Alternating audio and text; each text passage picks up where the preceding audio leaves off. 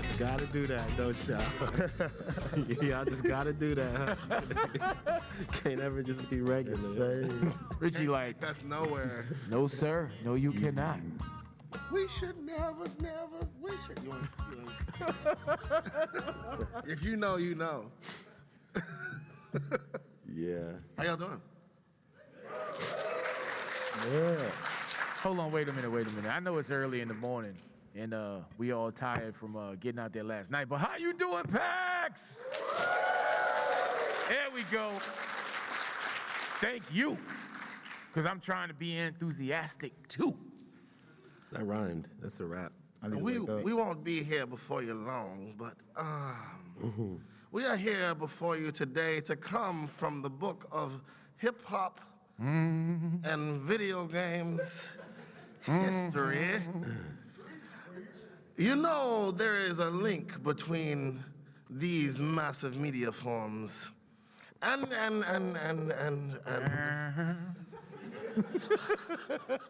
we're here to talk about it, so let's go. All right, let's go.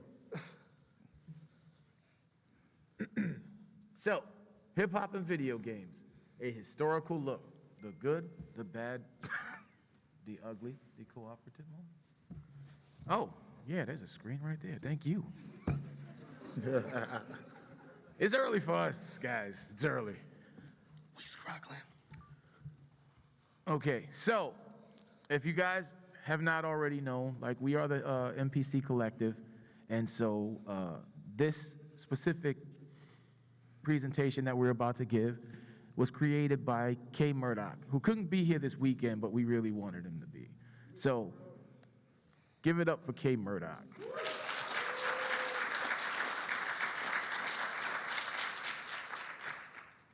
Bang, doon, doon, doon, and also Mega Ran.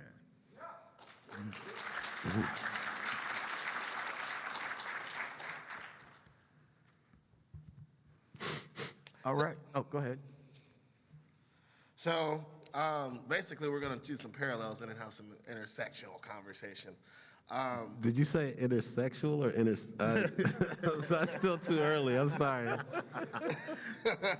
They're going to kick me out of here. Whichever one you want it to be, bro. Whichever you want it to be. So a lot of people consider the onset of video games to be when Nolan Bushnell founded Atari. Whereas, I did this backwards. We also have, this is DJ Kool Herc. So early 1970s, you have somebody taking breakbeat culture, mixing, chopping up the funk, chopping up the jazz. Boom, there we go.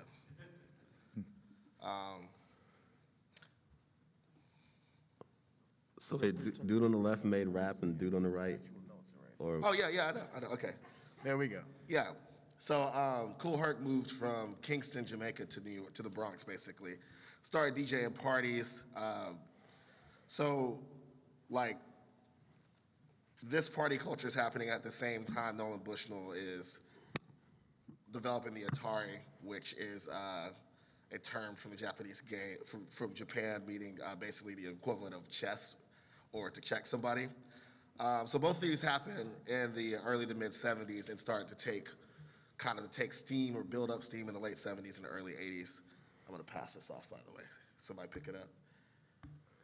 is that picture of Kool Herc from the 70s? Because that's like, he's like really drippy for being like the 70s. Yeah. These are definitely super old pictures.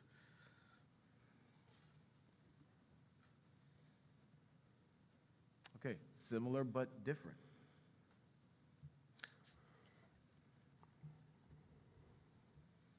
So some of the similarities that you kind of are looking at in the late 70s, early 80s, even into the early 90s, was both video games and hip hop were considered kind of these novelty niche things. They were considered a little bit rebellious. Hip hop in a lot of senses literally went from being, simultaneously a form, like a party form, but also a form of protest music, rebel music. Lobbied against, it's bad for kids, hip hop, now it's a multi-billion-dollar industry. It's become one of the most important music forms on the planet. It's in everything. It's integrated in the pop, so on and so forth. Yeah, and to touch on a few things pertaining to this specific era, right, is that when you talk about like hip hop's origins, it was used back in the day as a reason to, or a way to resolve conflicts, right? And so we talk about how it went from like the play yard, the playgrounds in the hood, to really beginning to come commercial, which is where we start with Rapper's Delight, right? Rapper's Delight happened in 1970, and it really was kind of like the beginning of hip hop going super commercial, right? So you know how people turn around and they say, like, well, I don't like the rap music on the radio. This is when it started appearing on the radio, you know? And for people that may not know what Rapper's Delight is, like the hip, the hop, the hibba to the hip hop, and you don't stop the rock to the bang bang boogie, the up jump the boogie to the rhythm of the boogity beat. And so it introduced something that was really delightful to people, right? In a way where they started realizing that hip hop could be marketed to a like a broader stream audience. And so that's when like it went from being like, rebel music for the original reasons in which it was used to gaining that popularity, right? And so lobbied against by Congress and conservatives, of course, when anything with people of color comes into the forefront, of course, like in most cases, it becomes a thing of controversy, right? And even back then, as it started to emerge, right, so did the opposition and the way in which it was portrayed. So we skip until today, right, where hip hop is $1 billion industry, right, where it's put in everything you love. Like even McDonald's was written, the jingle was written by a rapper. Da da da da da, I'm loving it. Consequently, he dissed them because he didn't handle his deal correctly, and they didn't give him a lot of money. So now he's on an Arby's diss of McDonald's fish sandwich. Did anybody catch that? Yeah, that was hard. Yo, for real, did anybody see that commercial? He managed to work a cocaine bar into a fish sandwich wrap because Pusha T. At this point, I don't even know if he does it on purpose. I think it just exists within his bloodstream that it just happens. It's second nature for him. You listen to Pusha T, it'll make you want to sell drugs. Yes. My guy said Arby's fish will tip the scale. I was like, bro, come on. He said the lines are gonna be around the store. Come on. See, and we're listening and we're all like, really, bro? But that's him. It's like, this is a fish sandwich. I'm okay, sure. I thought I was on the block listening to a fish sandwich rap. Anyway, similar trajectory. I don't know, Richie, you wanna? Yeah. So you'll see that like hip hop and video games have a very similar path. So Magnavox. I had a Magnavox VCR. That's how old I am. So Magnavox was the truth back in the day. Magnavox was dope. So they put out Pong. Y'all know Pong, right? A little tick tick tick.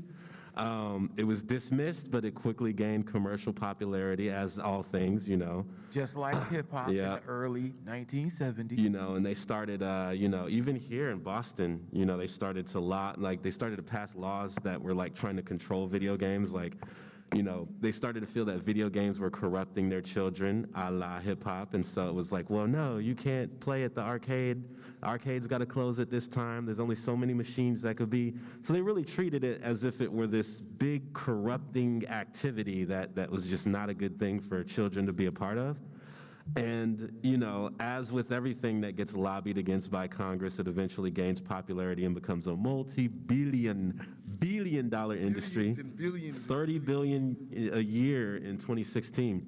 And another thing you start to realize, like, it's not a bullet point in this, but I think both, as with anything, it gets commercialized, it becomes a commodity, and then you develop an industry that capitalizes on that and they make money. And then you start to see the quality of the art form, at least on a AAA level, it starts to dwindle. You start to get the same games made over and over, the same artists putting the same type of music over and over. And then that's what you start to see the advent of a thriving indie scene as the tools to make the product become democratized and it becomes easier to make video games or music, you start to get this robust indie scene that sort of fills in everything. So it's good to see that, like rap music, you know, if you don't like rap on the radio, I promise you there's a million artists that are indie that have never touched radio that you will enjoy. Yeah. And But I gotta throw this one thing in there, right? Like, and the reason why we throw the comparison, right, as to hip hop back in the day and how it started, to video games and how it started, right, is like, to us, when we look at the video game industry and how games came up, we look at it in the same vein as hip hop, because not only was it in the same time period, right, but to us, video game producers they're rappers to us, right? They've dealt with the same struggles. The first cartridge was actually made by a black man, right? And we look at it and we see those similarities at the very end of our set on Thursday, right? We played a video. The reason for playing that video was to show you, like, guys, regardless of what they were saying back in the day of how bad video games were, right, to where they started lobbying against it, look at us today. We all have consoles in our houses, right? So just because they lobby against the thing and say that it is not for us or it's not great, it's because every generation that comes, you know, before your generation, right, they don't understand what this looks like on a social level. They don't see what it looks like on an economical level pertaining to us. And more importantly, if you look around this room, right, you don't see the effect that video games has had on every person in this room, right? Video games has brought more people together than their laws ever will. that was a word. That was deep. That was a word. That was real deep. This is actually, we're all pretty sleep deprived at this point. This is probably a good moment for us to actually introduce ourselves. Yeah. We'll start over at the end. Mr. Jones. What's good? My name is Game Boy Jones. I am a rapper who raps specifically about video games and anime, and that's what I do for a living. So, yeah, video games changed my life. That's dope. I couldn't tell. Game Boy Jones, I could not tell that you were influenced by video games at all. Not at all. Yeah, my name is Marcus, but my stage name is Richie Branson. I make rap music about video games and anime, but now that's what I was doing for a while. Now I actually am a game designer. I work for Epic Games, and I'm designing on Fortnite. So, y'all like that no building, right? Y'all like that, right? Now it's just straight shooters. Like, you ain't got to worry about a 6-year-old kid outbuilding you and killing you because he's better at building than you. So, yeah. There you go. It was all me. I did that. Not really. I had nothing to do with that. Not all heroes wear capes. Don't fire me. Yo, I was over here, I was really gonna be like, yo, thank you, bro. Thank you. Thank you. I actually got to win a round. I got to win one, y'all. There you go. Yeah. So guys, my name is IQ, and I am also the founder of Bytes and Beats. We build spaces for people of color in, you know, places like PAX, and have been doing so for over a decade. Obviously, I'm a musician. I like to talk about love, life, hip hop, anime, or anything that kind of hits my heart and soul. With that, I can't think of anything else I should be saying at this current point in time, but I'll pass it off to Kadesh. Hey, my name is Ryan. I perform as Kadesh Flow. A lot of people call me Desh. I make obnoxiously loud sounds through this brass instrument called a trombone, and I rap. I'm heavily inspired by anime and video games. When I was working on my master's, I made a Skyrim rap that then my classmates were freaking out because it had front page Reddit, and I was like, what? That turned into this thing. I ended up actually meeting Richie on YouTube like 2 months after that because we both did Star Wars The Old Republic raps. His was immensely better than mine and way better produced. We started linking up, turned into this whole thing. Mega Ran eventually reached out, toured with the party Richie's MC Chris Legg tour, pulled the three of us into a collective called the Nerdy People of Color Collective, where with Xavier Woods from the WWE, and Samus, the rapper, Chefzilla, Sky Blue, a few other people. Right now, I primarily am a performing artist, studio trombonist. I played on some albums that you've listened to. Yeah, I make sounds. Some of them are good, some of them are not. I'm having crazy deja vu right now. I feel like this already happened somehow. I don't know. Say it again. So I'm just having wild deja vu right now. Like, I feel like I lived this moment. You talking about that? So crazy enough, I gotta mention Life After Death Star because it was a cultural phenomenon, and you are a very humble man sometimes. Oh yeah, I forgot about that. I mixed Star Wars with Notorious B.I.G. and called it Life After Death Star, and it was the #1 trending topic on Twitter. It was trending on Twitter at #1. That's it for me. I don't have to. I won at life. And I was like, why is this trending? And then it was on Comedy Central that night, and I was like, oh my God, that's crazy. But yeah, I wish I would have did that when TikTok was around, because I'd be TikTok famous. Yeah. The joint went nuclear. He also did what? M versus. It wasn't as big, but Eminem versus. Marshall Capcom. versus Capcom. Marshall I did versus an Eminem Capcom. and Street Fighter mashup. I've done weird things. And then I started making video games, and I made a game with Meek Mill and Drake, and that went viral. And then I ended up working for Harmonix Music because of that. And then, yeah, so much I did a lot of stuff, but the Toonami thing is my favorite, though. I did a song about Toonami, and then they called me and they wanted to use it. They did some commercials, and then they brought back Toonami. It's been on 10 years. That was 10 years ago to the date, almost. And Toonami's been back for 10 years, and it's been crazy. Life is crazy. Crazy. All right, Mo Money, what's next? Here's What's some next? early hip hop examples that were lucrative to some degree. The Cocoa Brothers. Look, man. These are, yeah, there we go. Del the Funky Homo Sapien. There we go. Look, So does anybody recognize any of these, by the way? All right.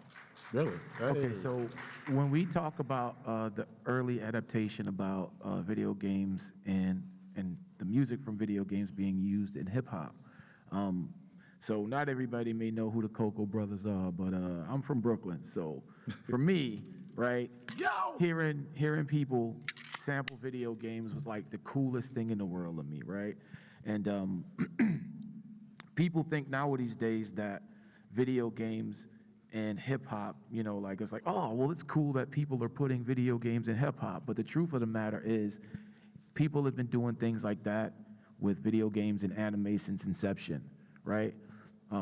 One of the things that we do in hip hop is we sample, right? And sampling is basically taking a thing and that we like or we love and repurposing it and creating our art, right? Like with that specific thing. So take your favorite song, right? Take a small, maybe chunk of it, put it in about, like a 4-bar loop, right? And basically what a loop is, it's a section of the song that's gonna go through as you play it, like 1, 2, 3, 4, 2, 2, 3, 4, 3, 3, 3, 4. And they loop that. We normally take drums and we chop them, you know, like, and pretty much sprinkle the things that we like about the song. So people like Del, the Funky Homo Sapien, if you've never checked them out, they're very good earlier examples of people who did it, but also did it where it still fit within the culture of hip hop, right? And so this is why guys like these are so important. But there is one person I like to bring up when we talk about nerdcore in general, because it also kind of stretches to like sci-fi and building worlds around our imaginations, is Kool Keith, right? Like, a lot of people don't really look at the fact that Kool Keith's Space Odyssey was like the coolest thing ever, and he immersed his entire world in sci-fi. And those things very heavily tie in to what we're talking about right now. You can move on to the next one. One quick thing about Del and just how many of these things intersect, regarding early hip hop. So we have any anime heads in here? How many? Hey, Yeah, let's go. let's go. How many of y'all rock with Samurai Champloo? Me? All right. So we've done a run of shows with Shingo too, right? Where we did, a run of conventions with him in 2019. And one thing I learned that I didn't know from that. And Substantial And as well. Substantial, Asheru, like some heavy hitters who all worked with Nujabes at one point in time. But Shingo too actually learned how to rap from Del the Funky Homo Sapien. Yeah. So along with like Del being massively influential in this space of intersecting video games and hip hop, he also was massively influential in influencing the anime and hip hop thing indirectly because he liked playing Japanese video games, and Shingo was in college at the time and would translate his games for him in exchange for him giving him rap lessons. Oh, wow, that's Yeah, crazy. that's real. Like, and also, if you look back on some of Del's early artwork, like Shingo had something to do with that too. He's literally done some of Del's earliest artwork, right? So there are so many connections to the entire world where it's like we only focus on certain things of the commercialization of hip hop, but we don't look about like how it touches all of our worlds in so many different ways.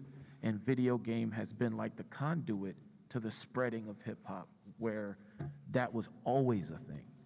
Continue. So we're about to inch past 2000 finally. Y'all ready? Let's go. Yay, Drake. Like something I might recognize. So there was this joint in 2004, this guy from Houston, Lil Flip, sampled Miss Pac-Man. Anybody know what the song was called? Let's go. Hey, All right. Flip. I like this guy. Flip. So we're so sorry this presentation doesn't have audio. This would be a good point to just play a knocker, but it doesn't. I grew up I went to college in Houston, and I remember when the Leprechaun came out. Lil Flip he had some hits, man. Like, yeah, I can do that. I can do that. I actually did in 8th grade science class, I did a parody of This Is the Way We Ball called I Am a Lymphocyte. Wow. It was like, I am a lymphocyte. I'm not gonna sing the rest of it. I played trombone on a tape recorder and rapped it live in class. I got 97. It was awesome. I got after music. The dongle, yeah. We got Pac-Man Fever by Buckner and Garcia. A little lesser known. There's I think they sampled Donkey Kong. I think it's coming up. But yeah, sampled Donkey Kong. Do the Donkey Kong, sorry.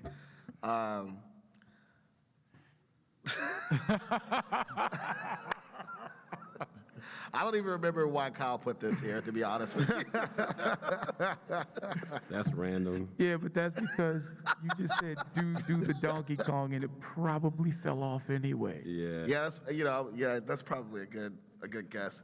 So I'm gonna take y'all to when I was in college, and Kush and OJ came. Let's go. Never Been This was. is one of my favorite samples. And this is literally a Shawless Yes. theme rip from Chrono Trigger, just like with more bass, right? Yes. That he couldn't get cleared. Yeah. He didn't clear it. No, if you go on Spotify, it doesn't have the Chrono Trigger sample because it couldn't get cleared. But if you like Never Been Yeah. 1, Never Been 2 with Rick Ross on Taylor Alderdice, amazing. Never Been 2, Rick Ross comes in right when the sample oh my gosh, it's amazing. If you ever want to hear Rick Ross rapping over Chrono Trigger, just the naked instrumental, like no drums, like Never Been Part 2, it's amazing. I gotta run It's both amazing. of those back. I didn't know that it never got cleared. It's That's only crazy. on the mixtape where he couldn't sell it. Wow. So as soon as he said, I want to make money, they were like, no. No, you Like, can't hey, have can that. we sell this and stuff? No. No. On a personal level, this was monumental for me because I had like these secret video game raps that I had an internship, and we had put together a video game convention on campus at the University of Alabama, and I had performed my stuff for the first time, my video game raps. Like I was rapping, and I had a band and everything, but it was like, maybe a reference here and there, but I wasn't just all in there. And I was like, this man really just like like ripped Shala's theme and talked about drugs and seducing a woman. Okay, all right. And then not long after that, I actually listened to Mega Ran for the first time, and I'm like, yo, all right, what am I doing with my life? So here's one of the things you don't see is like everybody up here at one point in time, right, questioned whether, like, because we are all hip hop, right? Like, whether people want to acknowledge the fact that nerdcore is hip hop, it is, right? If you like nerdcore hip hop, you like hip hop. There's no getting around that because it doesn't predate, right? And so many people are like, well, I like this song, right? And I like you, but I don't necessarily like, hip hop. It's like, nah, you like hip hop. Yeah. You do. You really do. However, taking the time to see the correlations between those things, a lot of us questioned back in the day, like whether doing this made sense, right? And there was no way I wasn't gonna talk about the things that are uniquely me because that is hip hop to me, right? And so when you look at where it's come now these days, where we're able to be on these stages and talk about the video games and things, when we saw stuff like that happening, nobody in like the actual sphere knew that they were sampling Chrono Trigger and stuff, but we did, right? So we're listening to it and we're like, say word. So that's the thing now. So you ain't even gonna shout out Chrono Trigger. You ain't even gonna be like, yo, this game was, because that was my childhood. So looking at it, it was just like, all right, I see what you're doing. See what you're doing. Okay, I got you. So we're gonna run through some early video game hip hop collabs. One was trash, one was not.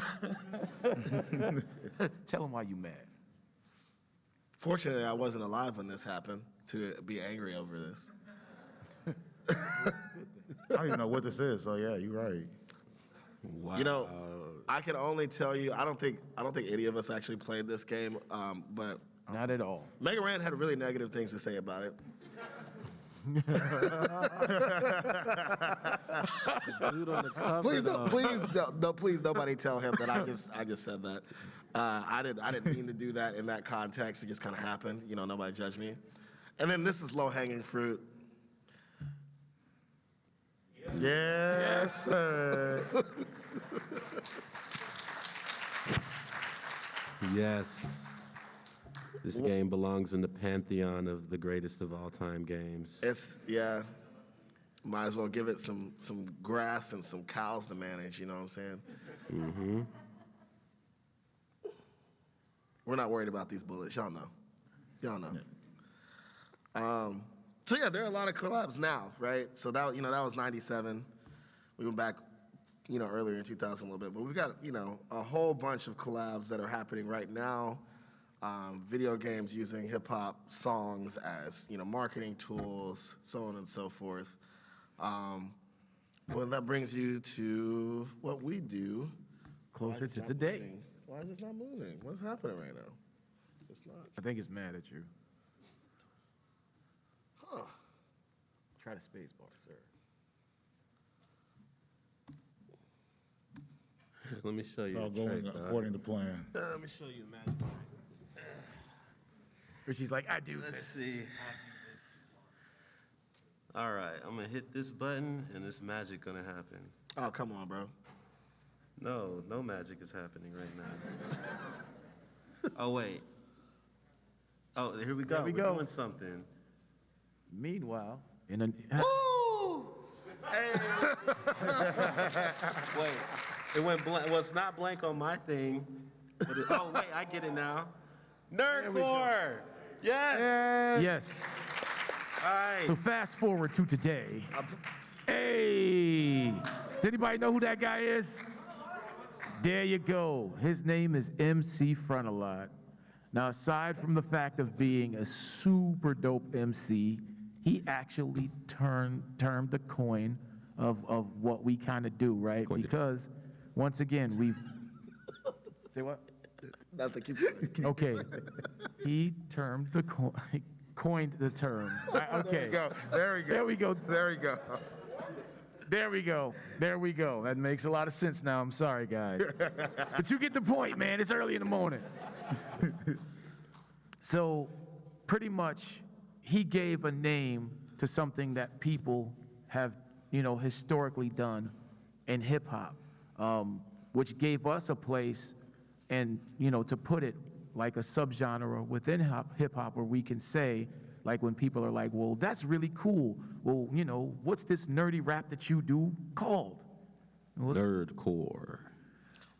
I'd argue that 36 Chambers is a nerdcore album, but Yeah, Wu-Tang was a nerdcore act. They just didn't call themselves that. They just don't want to be called a nerdcore group, but they are. Like, we all know kung fu movies is nerdy. We all know comic books is Tony Stark's. Love you guys. come on.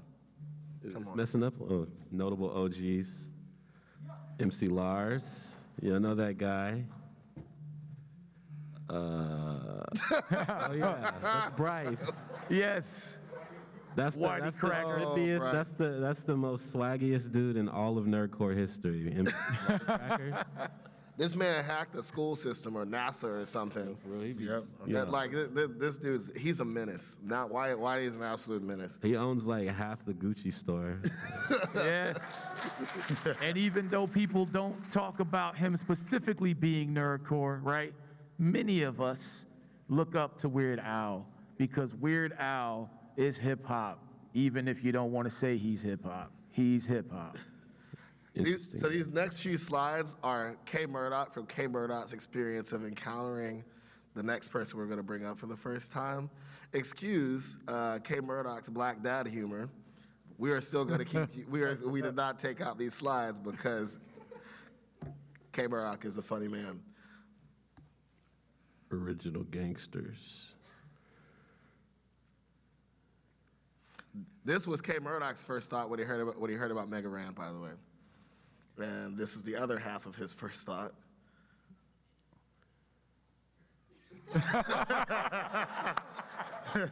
Yo, so to give some reference to that, right? Like, you guys know of K Murdoch from like conventions and things of that nature.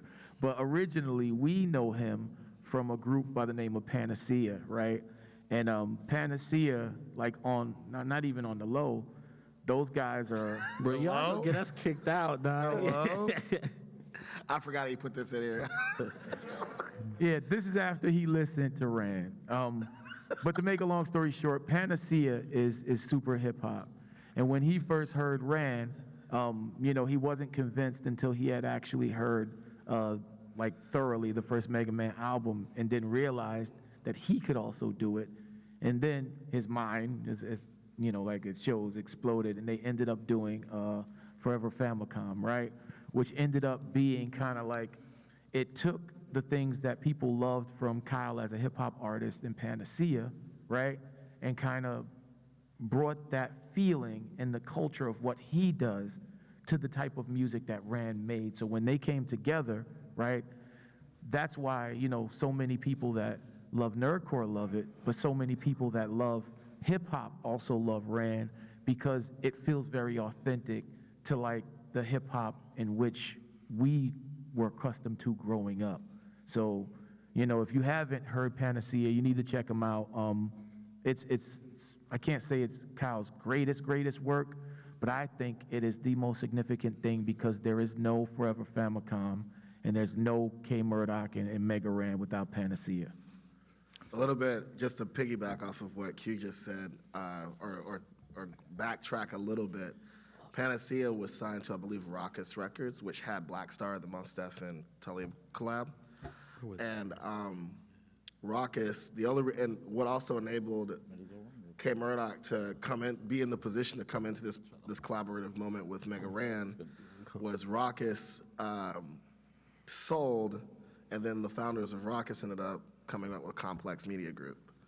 So there's like a Complex, Murdoch, Black Star, Talib Kweli, Mega Ran, hodgepodge thing. I just thought that was pretty cool. But the game changer, and this is, I think, really for me, the thing that inspired me the most to jump in and actually start doing my stuff was black material. Yep. That's right. So I'm like, you know, I literally just discovered this because I was listening to the Carter 4. I think it was the Carter 4. Lil Wayne's the Carter 4. And like, I was just looking at the hip hop charts on iTunes, and there was like a Final Fantasy image not far away from a Lil Wayne album in like the top 10 or 15 of the iTunes charts. And I was like, why is there this Final Fantasy image under hip hop on iTunes?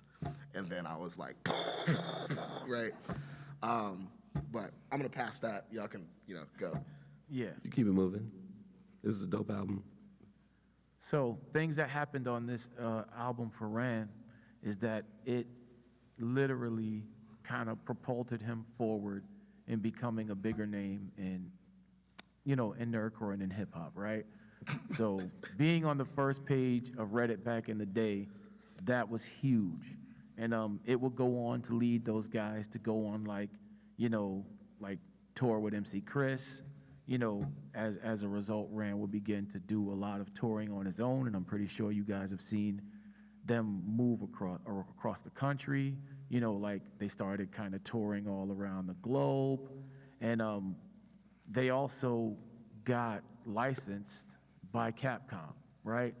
So these companies started actually recognizing what they do and kind of like legitimizing it in a way that allowed them to move forward, you know, with we talked about how like commercial success, right, is always a thing that starts at the beginning where they see the potential to monetize a thing, right? And so what I loved about this moment myself was that this is what taught me that basically we didn't have to wait for commercial success to do what we do, right? That when companies would actually recognize and allow us to do things to create material like they were doing, you know, for the franchises that they wanted to, Ran was the first artist to ever be licensed by Capcom to, you know, remember that sampling thing we were talking about? He was the first artist that was allowed to sample their music, right? And if I'm talking commercial success later on, right, the other artists that you may or may not know that are huge, right, are Lil Wayne and Drake, like crazy enough, right? So even before that was a thing, and he may not have the same commercial success as a Lil Wayne or a Drake, right? But he is successful, like, and huge in an indie standard, right? He set the plane for what most of us as indie artists strive to be able to do. So that, you know, for me, that's the biggest thing because it means that any of us as indie artists can do it, and any of us can also go forward without it being commercialized, without it being put in a way in which we have to compromise our vision and, you know, and our love for these franchises. So for me, that's huge, and you don't see most of the people that you see now these days without moments like these. Boom. So just a little bit about us. Mega Ran kind of Voltroned us around 2013. It was like he had noticed a bunch of people online. There was this thing called, I believe, Nerdapalooza in Orlando. I wasn't able to go because I just started my first job out of college, literally was still in training, so I couldn't take any time off to go. But Richie was there, Richie was there, Q was there, Samus, Xavier Woods, and they put their heads together like, okay, we just want to show the marginalized group, marginalized people, hip-hop heads are also gamers, nerds, it's fine to be both at the same time. Yeah. We started the Nerdy People of Color Collective, the MPCC. Of course, there's Ran. Woo. Samus, the big sis. She's phenomenal. Anybody rock with Samus's music? Hey. I believe that. It's always a hella dramatic picture of me. These things. I took that with I can't remember what guy. I did not know that he was so in this for pretty much, the MPC Collective was formed, right? Like, back in the days of Nerdapalooza and things like that, we used to see each other around the country, and we'd sporadically be at events, right? But, you know, back in the day, like 10 years ago, think about the fact that you didn't see as many people of color in these spaces. Like, we were always kind of drizzled throughout the whole plane.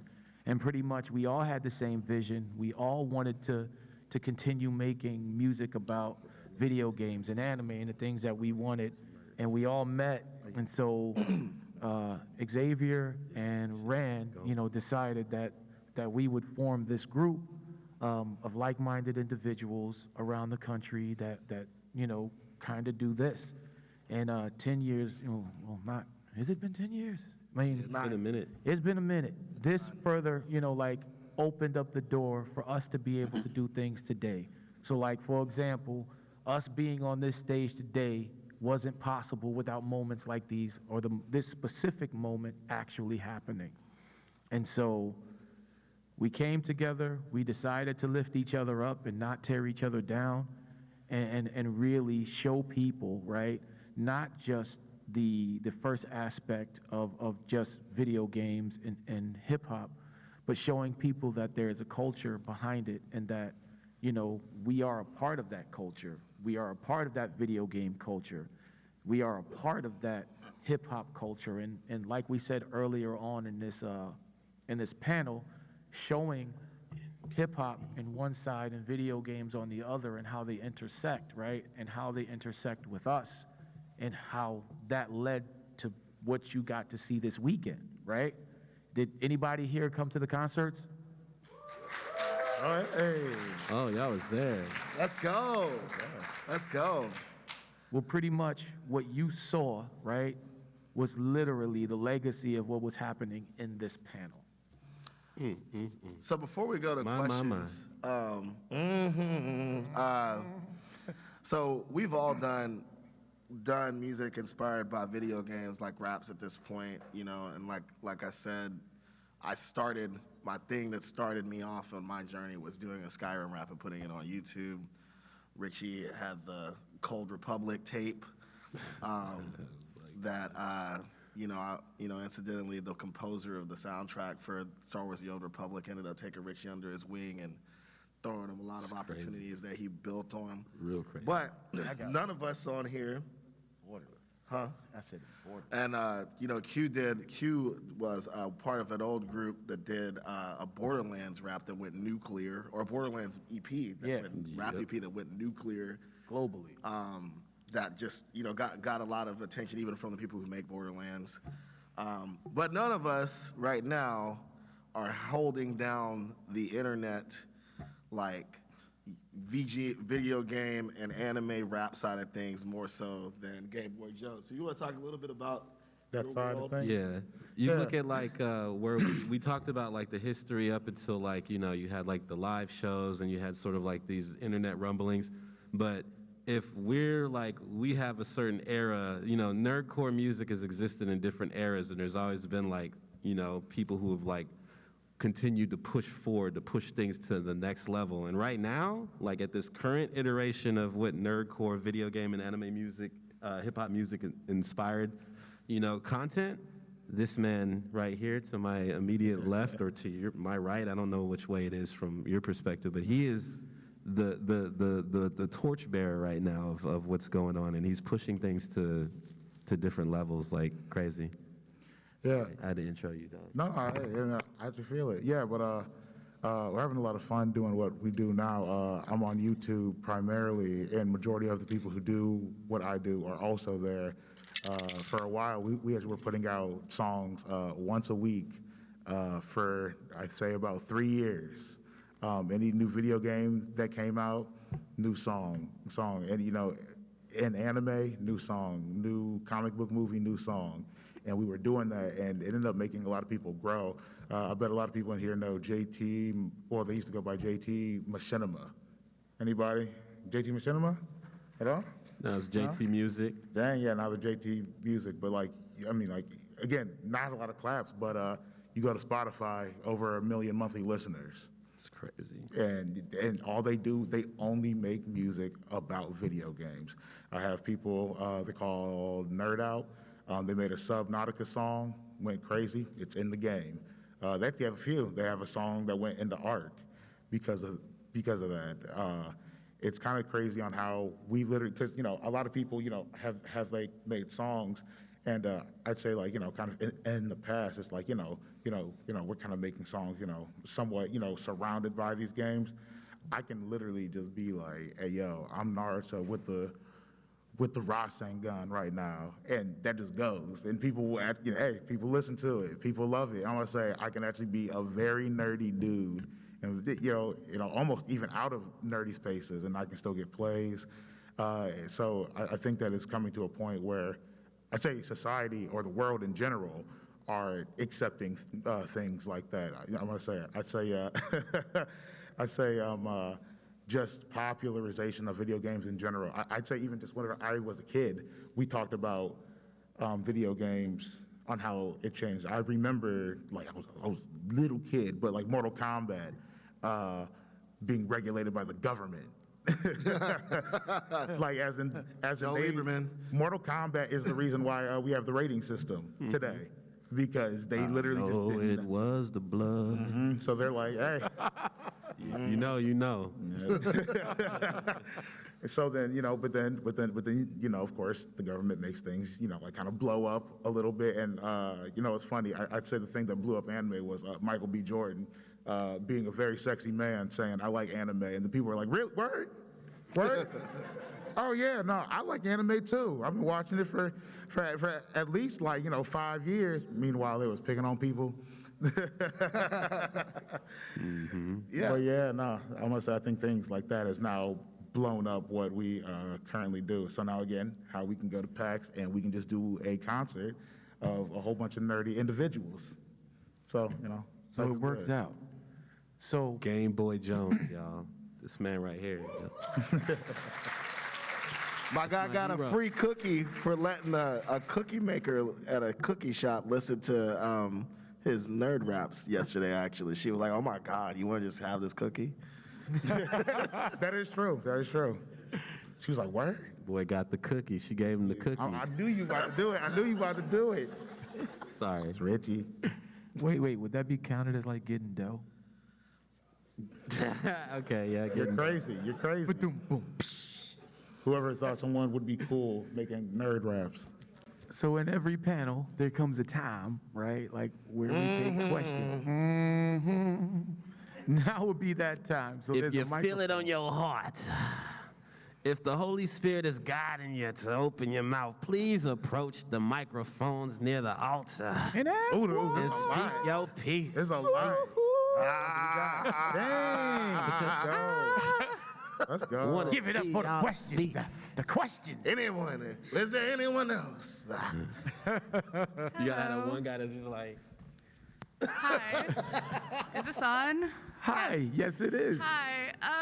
Huge fans. I just wanted to know what you guys thought the role of like TikTok is for recently and like exposure. I love the Otonaka rap. It is like Oh, hey. all over TikTok all That's the what's time. up. Thank you. That's a But I Game Boy also Jones like question. your One Piece raps. Like, yeah. Anyway. I'm making a new one. Comes out next Saturday. Yeah. So I guess you talked about Reddit being front page, but I guess kind of today, how do you see the role of TikTok in kind of like exposing other artists of color in the area? I think TikTok is going to be, it already is. A lot of people don't know, like TikTok passed YouTube in watch time 3 months ago, actually. So YouTube is second place right now. So they're kind of like, yo. I actually try to get on a lot of artists who do what we do to get on TikTok a lot right now. Because like at this point, again, I blew up on YouTube. But I tell people, I'm like, you kind of playing the old man's game now. I was like, I'm 28, and it's weird that I have 19 to 22-year-olds going, I feel weird being on TikTok. I'm like, you're young. If you don't get in front of the camera and do the renegade or something, like you better blow up on TikTok, man. It's so easy. Like anybody can just set up your camera and do something now. And like you already make music, your songs are already on there. Use them. And also fans love hearing it. People, like you just love ooh rock in general. You were like, yeah, I see it and stuff. So it's, it's a very beautiful thing that, fandoms now can just have specific songs that go for a character, a game, or something of that nature, and not like, I actually equate this song to this thing. No, you just have a song to this thing now. So I think we're gonna go nuclear shortly. Yeah, to touch on Nuclear. to Thank touch you. on that a little bit, Thank right? you. Before we go, before we switch to the next question, TikTok is now to this generation what YouTube was to the generation before. And I really see it being a very big tool, especially if you're an indie, because you can go from 0 to 100 on it real quick, right? Like, I have friends that like earlier adopters of TikTok, and pretty much they're able to make their living off of TikTok content. So I think that it is a very important tool at this point in time, especially since now, like, those algorithms, are literally favoring people that are making the type of content that we're making. So just wanted to touch on that. Thanks for that question. What you got, fam? Hey there. So I'm actually going to shoot this about like a decade and a half earlier than TikTok. Do you think that the mainstream backpack boom of like the mid 2000s, do you think that was a necessary step to get people to like embrace their nerdier qualities, like their nerdier identity? Or do you think that nerdcore would have gotten to where it's at even without the backpack boom of guys like Kanye, Lupe, Common embracing the nerdier qualities? I think Touch the Sky, Lupe's verse on Touch the Sky is one of the most important things to happen in the like, third.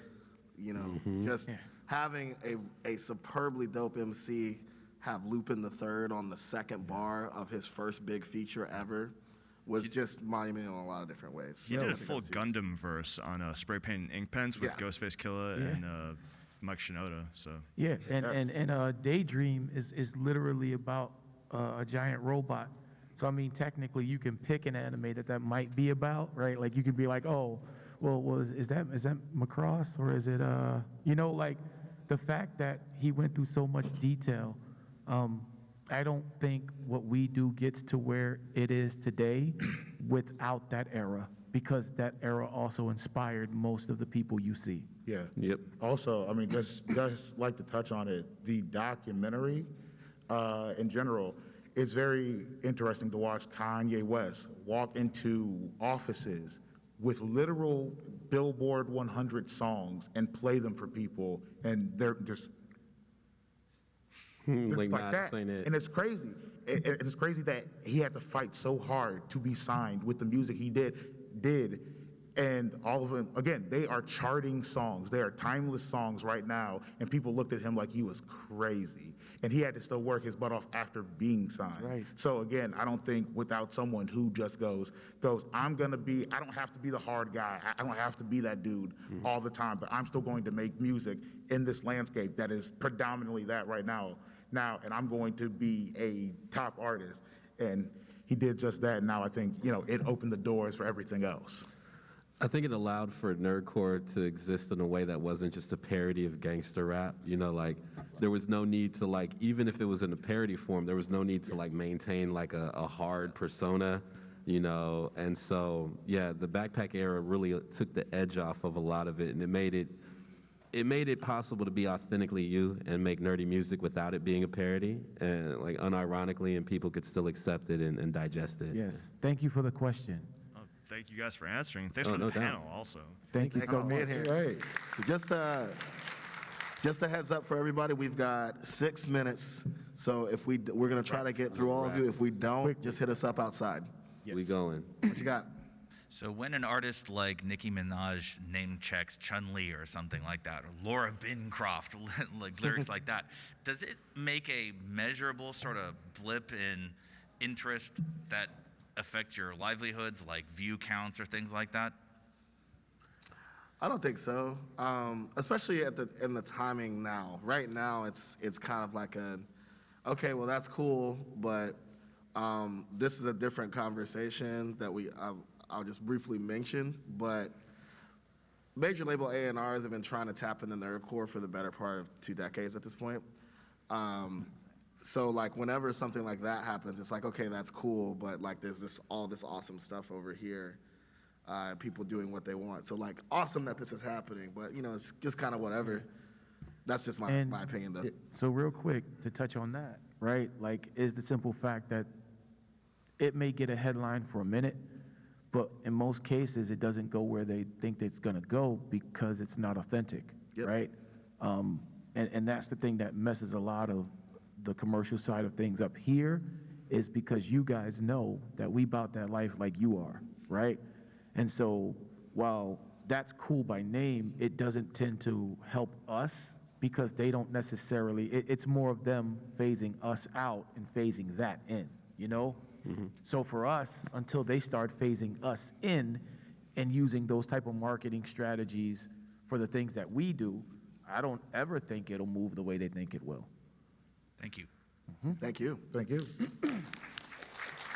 Hello, can you hear me? Yes. Yep. Yeah, so with like the popularity of hip hop getting to the point where single songs get included in soundtracks for games like Tony Hawk and stuff like that.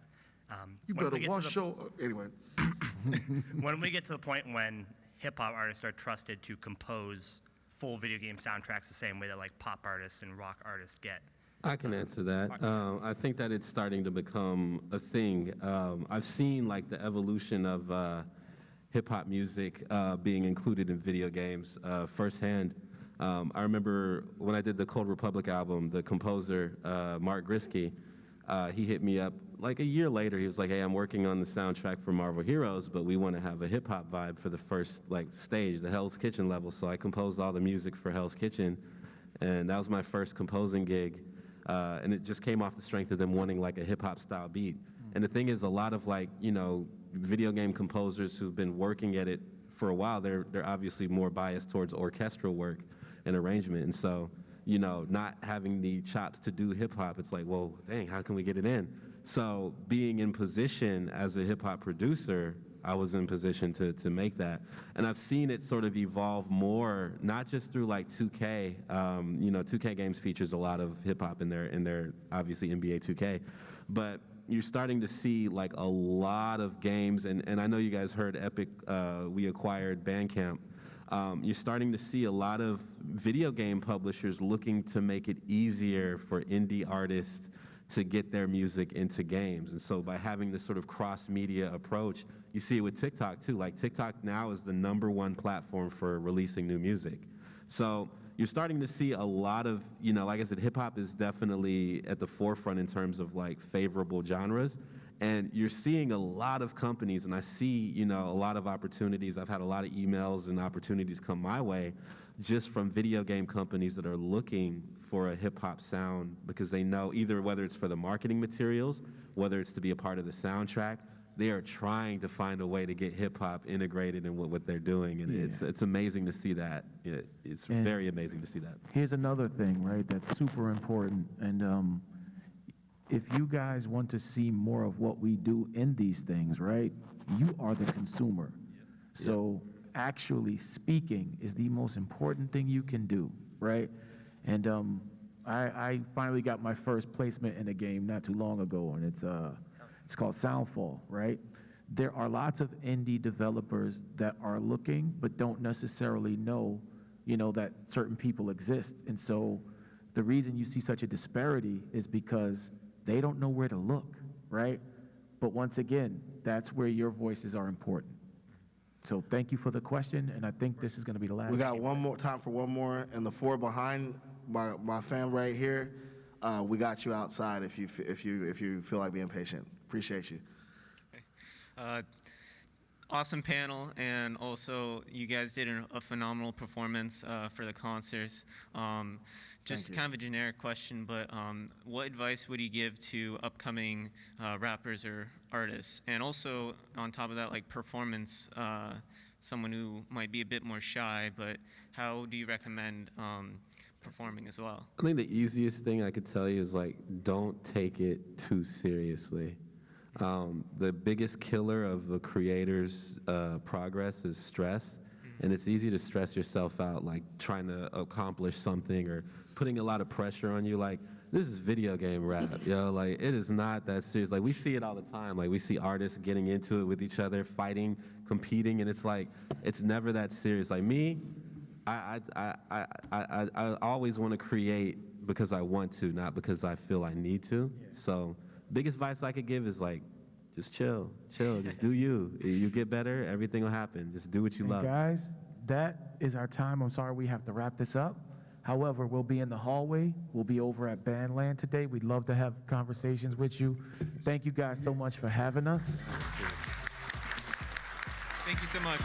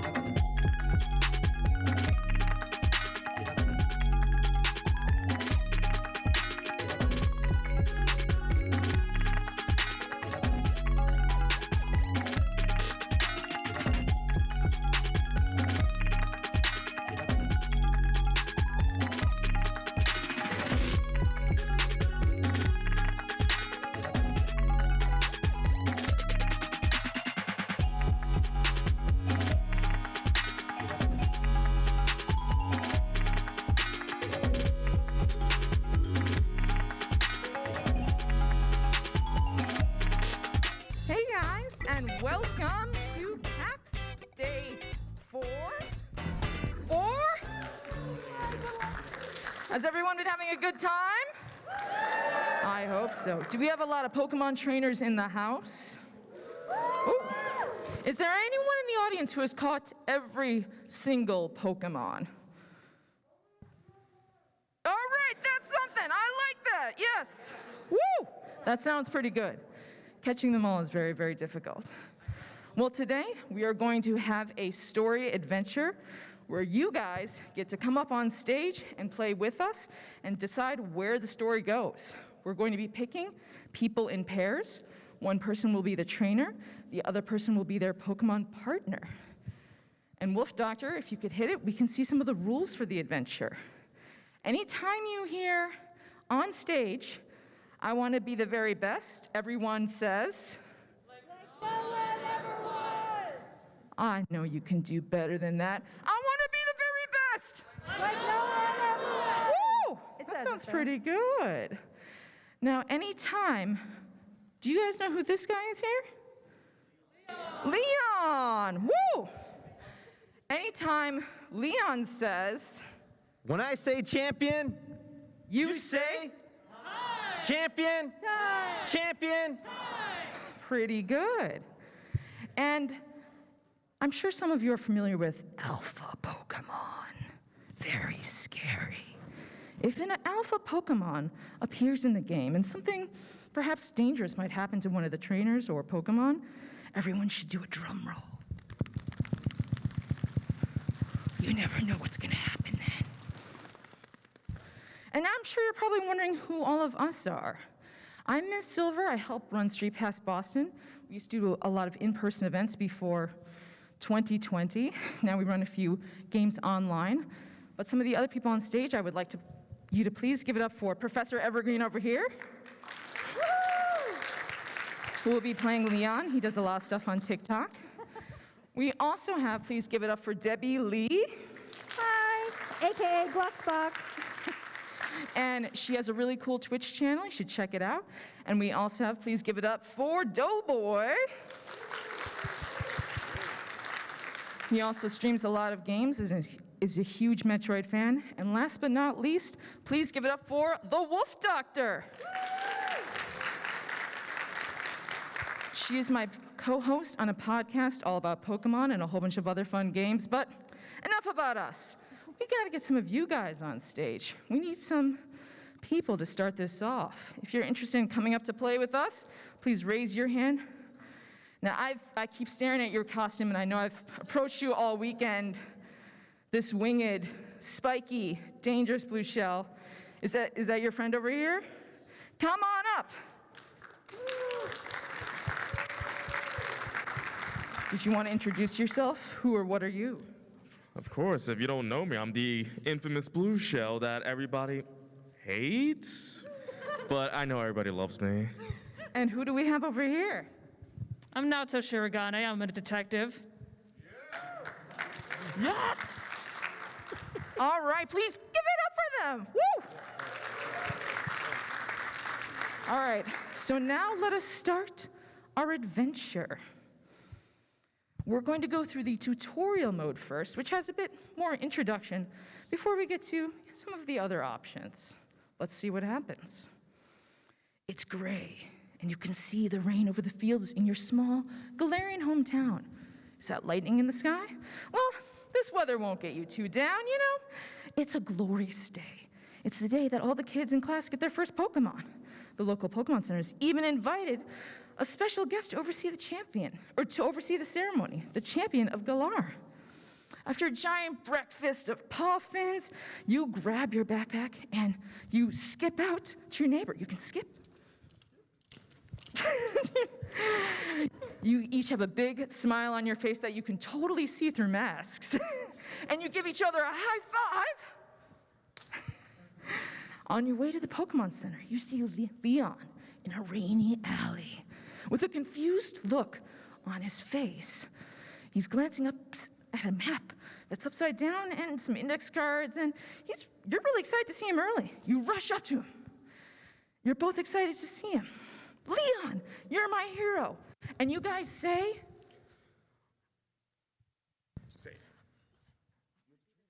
I want to be the very best. Leon looks up and poses. Okay, you guys ready for this? All right. Well, you guys ready to have a champion time? When I say champion, you say time. Champion? Time. Champion? Time. All right. He continues.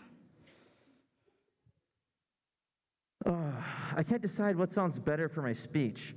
Today is the first Pokemon of your life. Or perhaps it's not what your Pokemon can do for you, but what you can do for your Pokemon? The rain is getting worse. And the air is getting cold. You all start to shiver. You shiver. And Leon says, Oh, I don't like all this rain. We better get under the umbrella. You all run over to a big shade of umbrella, and in the middle of the playground, is that a bad idea? I don't know, thunder and lightning. The worst happens. Lightning strikes the umbrella. You all scream in terror. And everything goes black. You wake up groggy, and you moan loudly. Where are you? You look around, and you don't see your home. There's a giant evil black vortex overhead, and it looks like you're... it's a normal day. Is that a historical village? And Leon is spinning in circles. He's a bit more lost than usual. And where's your best friend? Weren't they with you in Lightning Struck? So it sounds like you're the trainer, right? You don't see your best friend anymore.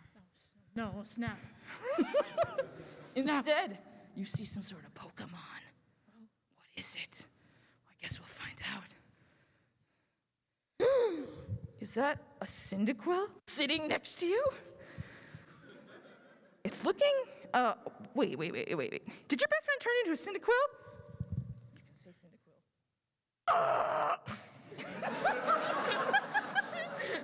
Cyndaquil. Oh, God, the manliest Cyndaquil I've heard. Cinda. Leon can't believe it. Whoa, dude. What's going on here? Your friend is a Cyndaquil? Cyndaquil spins around looking at itself. Is that a weird, I don't know, it's grown wings and everything, and it's got a flame ruff. It looks a little spiky, too. You try to touch it, but it growls at you. Cinda. That is not a safe Cyndaquil.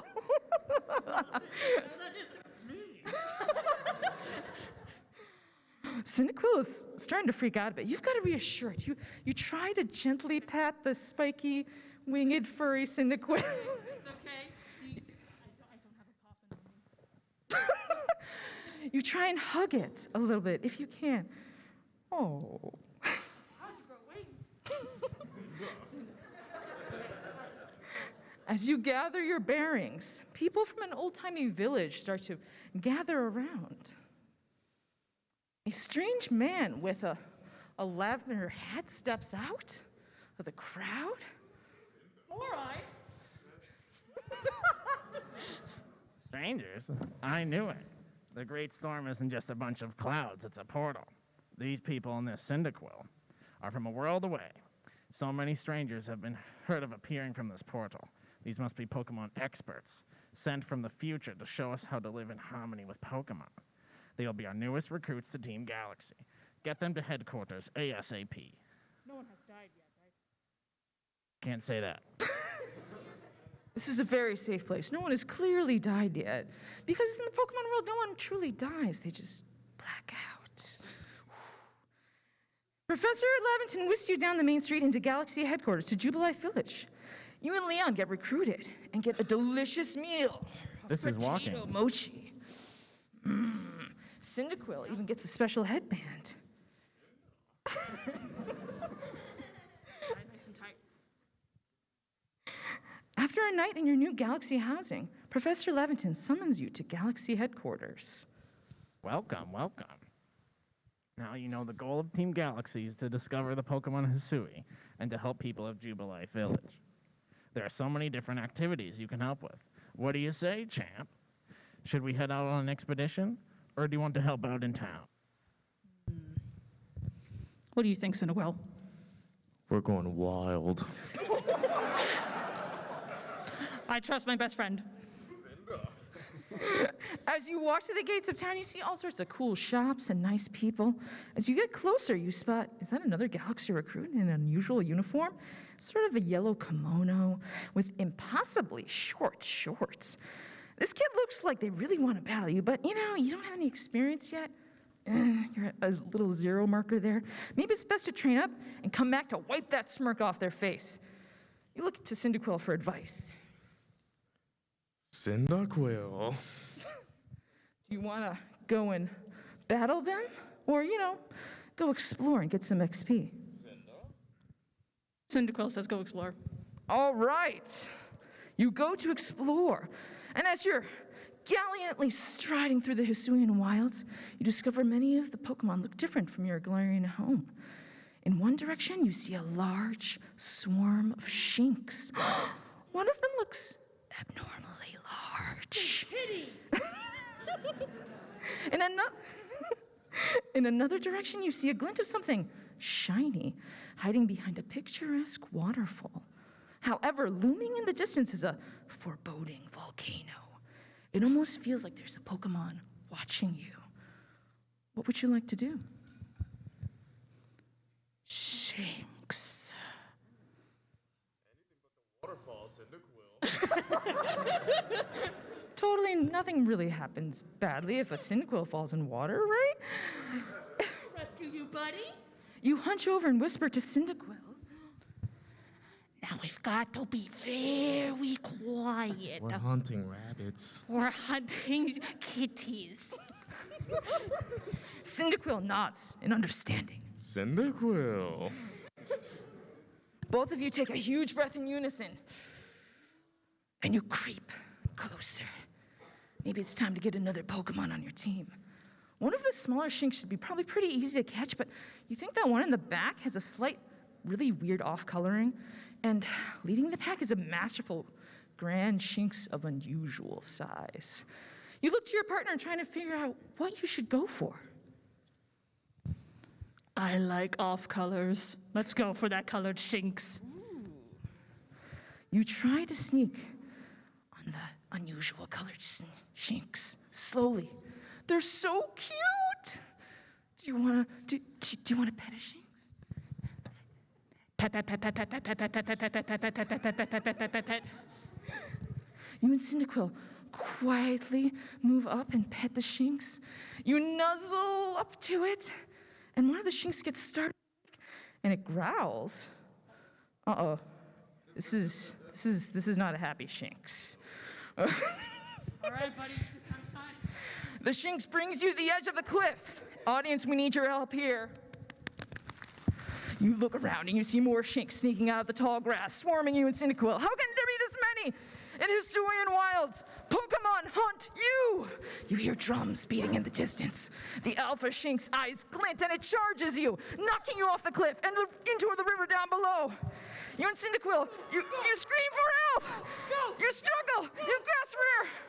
You can't swim! You black out. You and your best friend wake up in a familiar Pokemon campground under the Galarian stars and matching sleeping bags. You both stand up, and the light flickers, and there's some shadows over the moon. Or was that glitter? I don't know. Was it just a pitch black nightmare or a dream from the moon? And you discover that you are no longer a Pokemon, but your own self. That was a really, really weird dream. The end.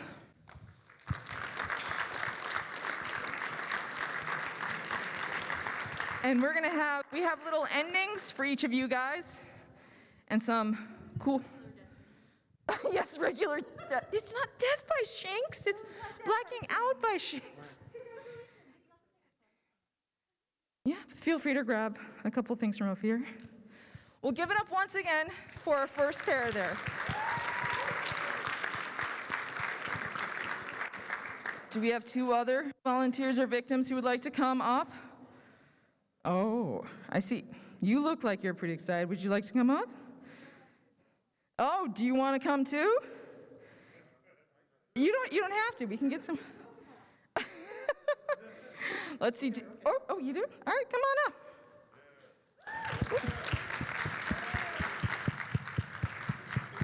So what's your name? I'm Madeline. Everyone give it up for Madeline.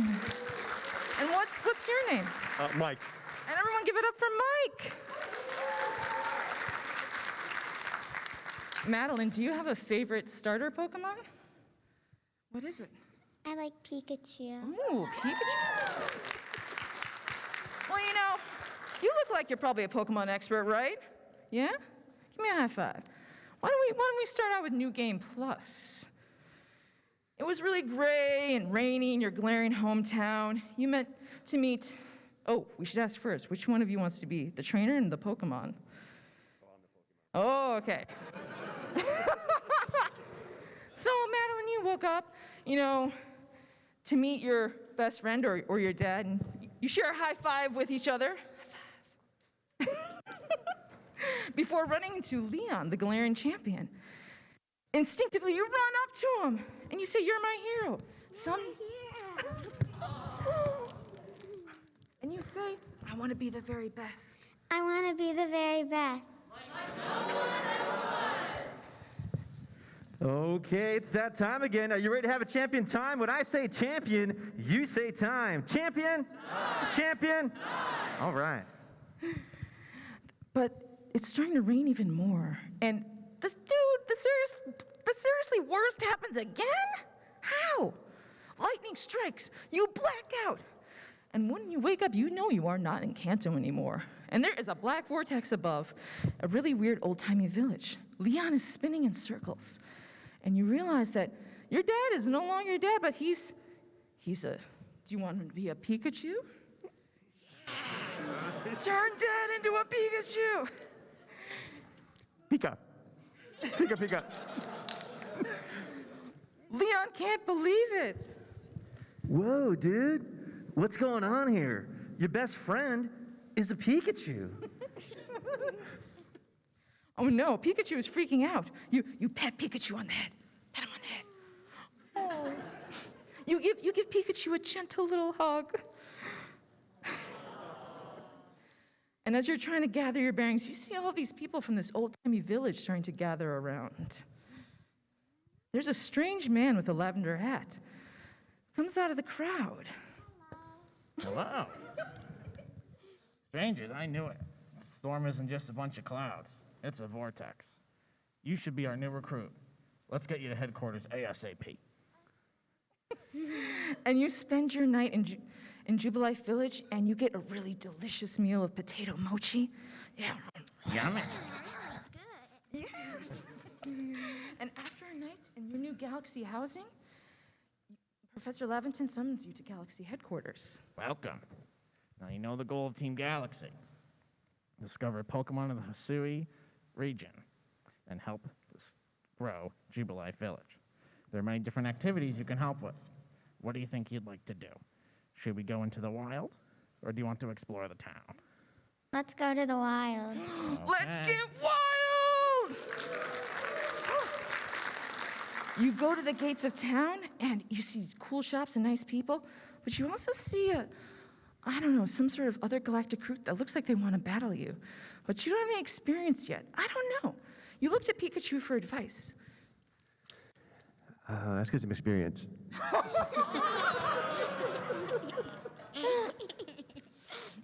So Pikachu says, "Let's go explore."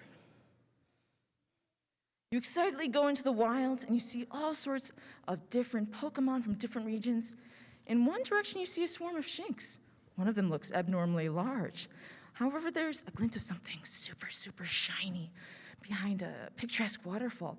But there's also a volcano, and I don't know, you feel like something is watching you. What would you like to do? Approach the waterfall. Ooh, approach the waterfall. The waterfall is absolutely breathtaking. You and Pikachu and Leon in unison, wow. Wow! And Pikachu says, Pikachu. Pikachu starts splashing about in the water, while you and Leanne edge on the side because you're not really sure of your swimming abilities. It would be kind of fun to splash back at Pikachu, though. Do you want to play in the waterfall or climb to the top of the waterfall? Play in the waterfall. You go to play in the waterfall.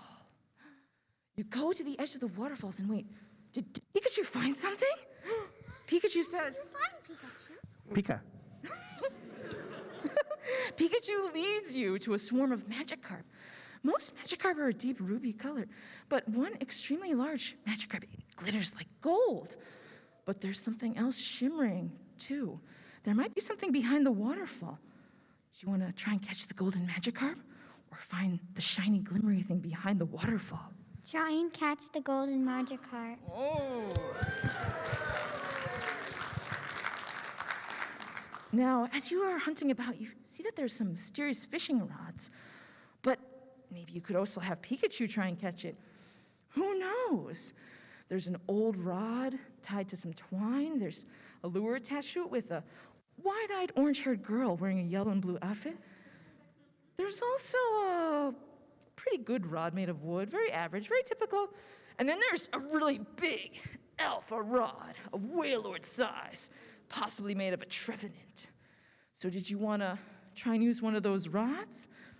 Or have Pikachu try and catch it? Pikachu, try and catch it. All right, Pikachu, it's your Pika.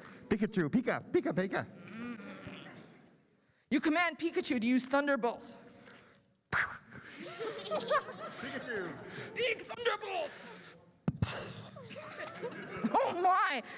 Uh-oh, maybe that was too much electricity. All the Magikarp are now nicely fried.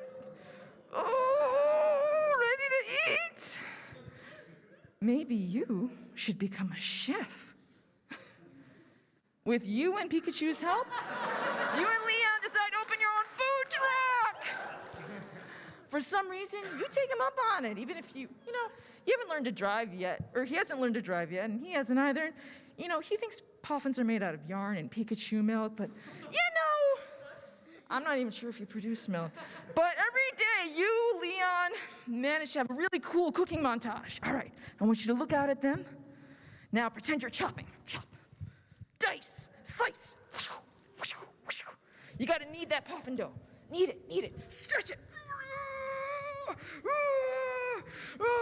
It's almost like you're making pizzas every day. You pull puffins out of the oven. You serve them to all sorts of amazing customers, and they love it. Sometimes you even add in a special ingredient, Pikachu fried slowpoke tail. Your food truck business is a hit. The end. Nice job. And we've got some endings for you over there. And that one is...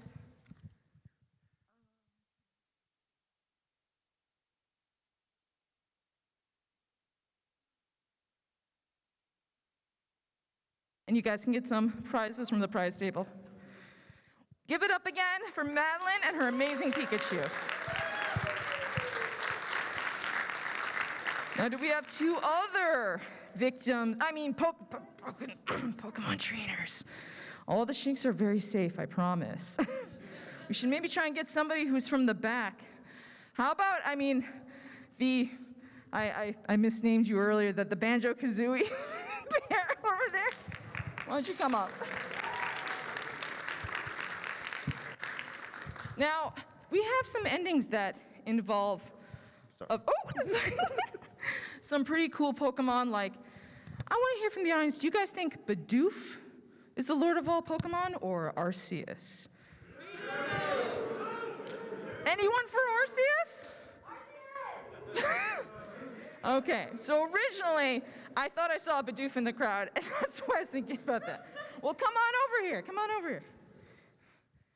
So who do we have for our new trainer? Which one? Oh, so what's the trainer's name? Oh gosh. Ash? Or yourself. No, Ash. Give it up for Ash. And you can say your real name or whatever you'd like. Who's our Pokemon going to be today? I'm Banjo. Banjo. Give it up for Banjo. Now, did you guys want to have a random Pokemon or one of the 5 starters that we have here? It's up to you. Random? Sure. Random it is! New game. It was thunderstorming in your glaring hometown, and you met your best friend. You gave him a jumping high five. Yeah. You finally headed to the Pokemon Center to get your first Pokemon. On the way, you see the champion of Galar. Excited to see him, you rush up to him and say, Someday I want to be the very best.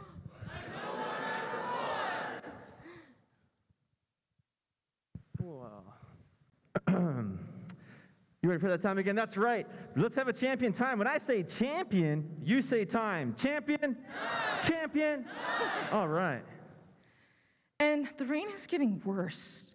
And the worst happens again? Why does this keep happening to people? Lightning strikes. You scream in terror. Everything goes black. You wake up groggy and you moan loudly. Bruh. There's a giant evil black vortex overhead, and you are definitely not in your hometown anymore. Leon is spinning in circles, and your best friend has been transformed into a Pikachu. Pika. Whoa. Whoa, dude. What's going on? Your friend is a Pikachu? Pikachu spins around, looking at itself. Oh, gosh, what cute little cheeks it has. You move closer to squeeze them. But Pikachu lets out a squeal. Pika! Oh no, Pikachu is freaking out. You pat Pikachu on the head and give it a gentle hug. Oh. As you were getting your bearings together, a whole bunch of people start to gather from an old-timey village. There's a really seriously strange dude that's got some epic goggles on approaching you. Strangers, welcome. The Great Storm isn't just a bunch of clouds to know. We got a lot of work to do around here. We should get you as new recruits. Let's go to headquarters ASAP. Professor Lavington whisks you to headquarters in Jubilee Village. Leon also gets recruited. You guys get a really delicious meal, potato mochi. You even get Pikachu a cute little special headband to put on. And after a night in Galaxy housing, Professor Lavington summons you to Galaxy headquarters. Welcome. Now you know the goal of Team Galaxy. Discover the Pokemon Hisui and help the people of Jubilee Village. There's lots we need to work on. Where would you like to get started? Should we go to the wild, or would you like to explore the town? You need to pick one. Indecisive. Let's get wild. Let's get wild! As you go to the gates, you see cool people, cool shops, but there's some interesting person that's got a yellow kimono on and impossibly short shorts. It looks like they want to battle you. Should you battle them? I don't know. You look to Pikachu for advice. Pikachu. That's a convincing yeah. All right, Pikachu says, yeah! Woo! The other new galactic recruit introduces herself as Misty. Excuse me, where do you think you're going? I ran my bike into a strange vortex and ended up here. None of the recruits here have any experience battling, and do you think we really should let the recruits go exploring with lame Pokemon? What is that even? A Caterpie or something? Pikachu looks indignant. Let's see that indignant look. Pikachu is not a Caterpie. You say, Pikachu is not lame. We are going to be the very best. Pika Pika. Well, kid, are you ready to face me? You have no idea what's about to happen to you. Pikachu is not ready to be insulted. Or I don't know, maybe. Let's not be so hasty. What do you want to do? Let's battle. Throw it down! Okay, kid, I'll make it easy on you. You can even pick out which Pokemon I battle with. What'll it be, Staryu or Togepi? Oh, wait, I want to see. Who wants Staryu? Who wants Togepi? Oh, wow. All right. Pikachu does have the advantage against Staryu. Yeah, we're gonna go with Staryu. Staryu! Good choice. You get ready to battle. Let's see a battle stance. You send out Pikachu. Misty sends out Staryu. You clearly made the right choice. You are going to be the very best. No one ever was. Staryu and Pikachu battle. You order Pikachu to use Thunder. Pika! You make quick work of Missy's team. Even Leon looks impressed. Let's give it up for that. Nice job. Oh, poor Misty.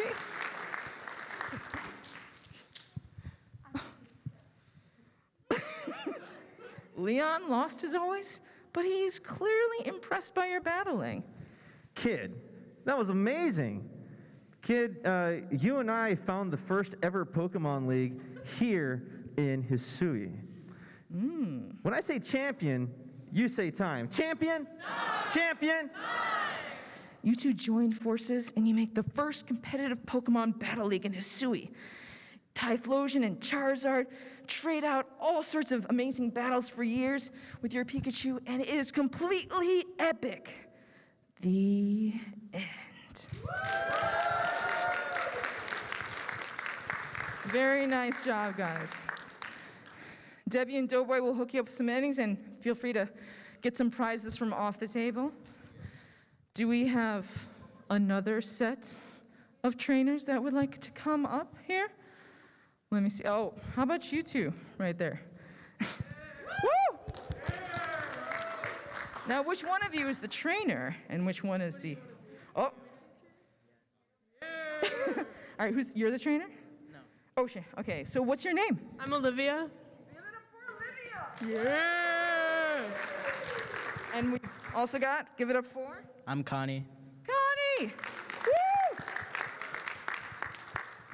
Now, did you two want to choose what you turn into or have it be random? Random. Ooh, random it is! It keeps thunderstorming. It's like we're stuck in some sort of strange loop. I don't know what's going on here. You meet your best friend with a jumping high five. Woo! You try and get to the Pokemon Center, and then you run into the champion of Galar. You're excited to see him early. You run up to him, and you say... Wait, let me read. Sorry. Oh, sorry. You want to rephrase? Leon, you're my hero. Someday I want to be the very best. Well, kids, you know it's that time again. You ready to have a champion time? When I say champion, you say time. Champion? Time! Champion? Time! That's good. That's a good one. And the rain is getting worse. And somehow this endless loop of lightning, it keeps happening again and again to everyone. It's simply the worst. No! Lightning strikes. You all scream in terror. Ah! And you black out. You wake up groggy and you moan loudly. That was a pretty good moan. There's a giant evil black vortex overhead, and you are no longer in your hometown. There's an old-timey village, and Leon is spinning around in circles, and your best friend is transformed into you. I can see what's happening here, into Pikachu. I'm a Pikachu. So true. Pikachu. Whoa, dude. What's going on here? Your friend is a Pikachu? Pikachu spins around looking at itself. It's got really cute cheeks.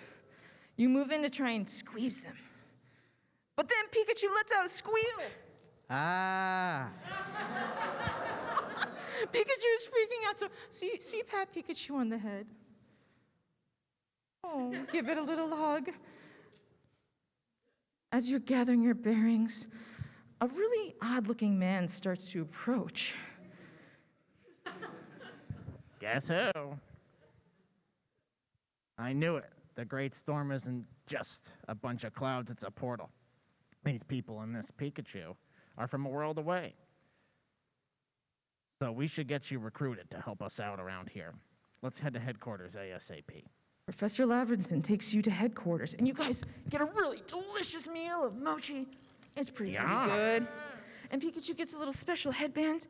And after a night in your housing, Laventon summons you to Galaxy headquarters. Welcome. Now, you know the goal of Team Galaxy: discover the Pokemon of this region and to help the people of this village. There's so many activities to help with. What do you say, champ? Should we head out on an expedition? Or do you want to help out in town?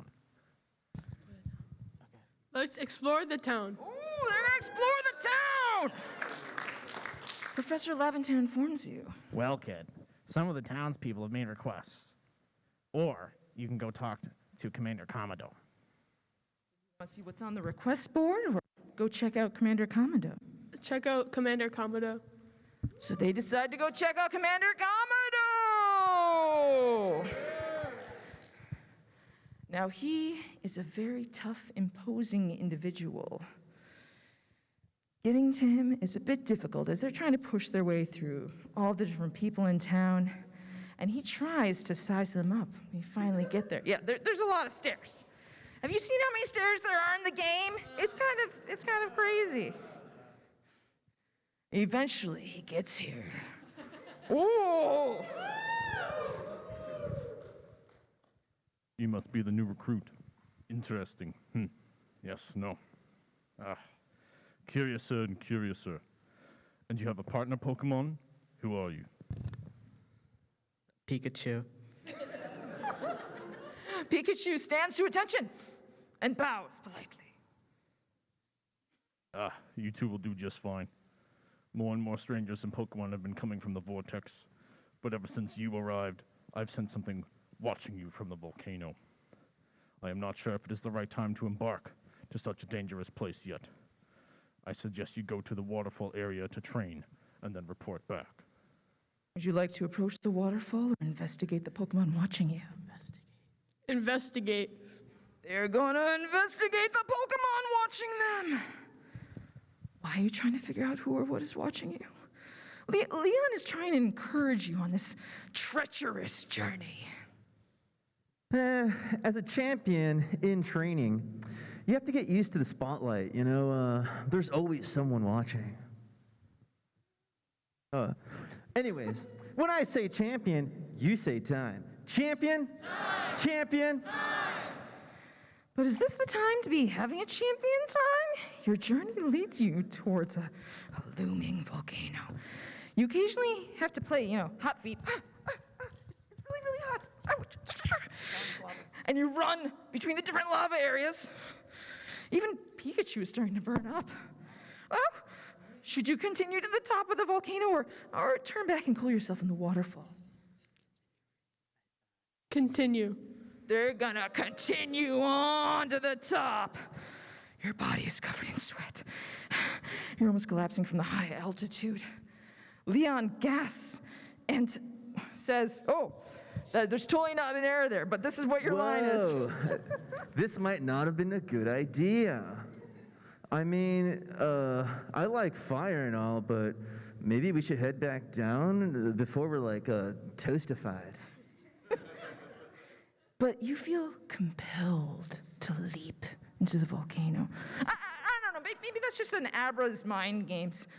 The Pokemon of Kasui seem to be more dangerous than those, from your Galarian world. Do you want to leap into the volcano or trudge back down?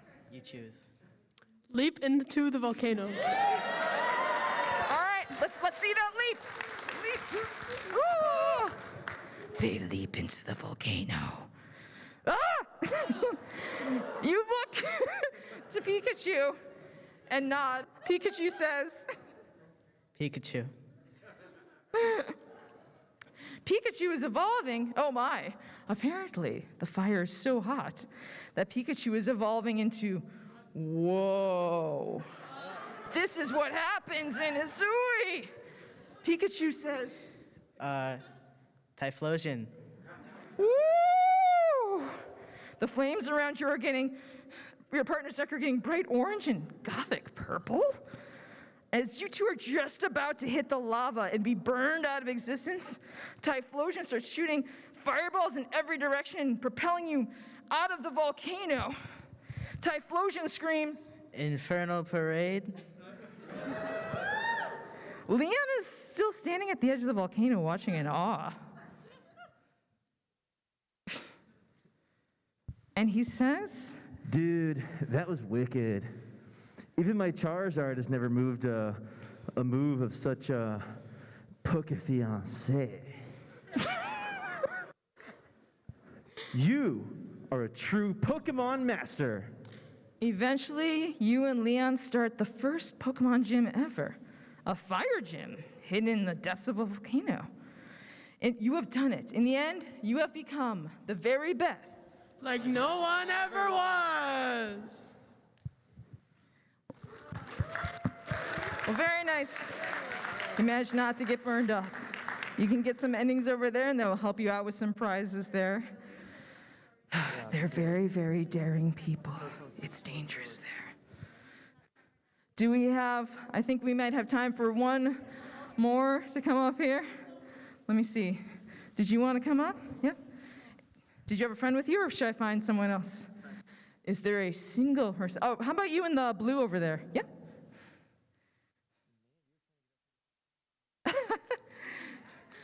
All right. Woo. Now, which one of you wants to be the Pokemon and which wants to be the trainer? I'll be the Pokemon. You're volunteers. All right. So first, what's your name? Let's give it up for. Albedo. Woo! And please give it up for. Anthony. Oh. Now, did you guys want to choose what you turn into? We keep getting Pikachu on I'll choose. I'll choose. We keep getting Pikachu. It's really grainy and gray in your Galarian town. You decide to meet your best friend, and you share a jumping high five. Woo! Before running into Leon, the champion of Galar. Intuitively, you run up to him and scream, Leon, you're my hero. Someday, I want to be the very best. Well, you know, it's that time again to have a champion time. You guys having a champion time? Yeah, yeah? Well, then, when I say champion, you say time. Champion? Champion? Nice. And the rain gets worse and worse. And you feel like you've been having the same dream over and over and over again. I don't know what's happening here. The worst happens again. Lightning strikes. You black out. When you wake up, you know you're not in Kanto anymore. And there's a black vortex. Leon is spinning in circles. And you realize your best friend is no longer your best friend, but a... Cyndaquil. Oh, a Cyndaquil. Cyndaquil, Cyndaquil, Cyndaquil, Cyndaquil. Whoa, dude. What's going on here? Your best friend is a Cyndaquil? Oh no, Cyndaquil is freaking out. You pat Cyndaquil on the head and give it a little tiny gentle hug. Oh. And as you're gathering your bearings, there's a whole bunch of people from an old-timey village gathering.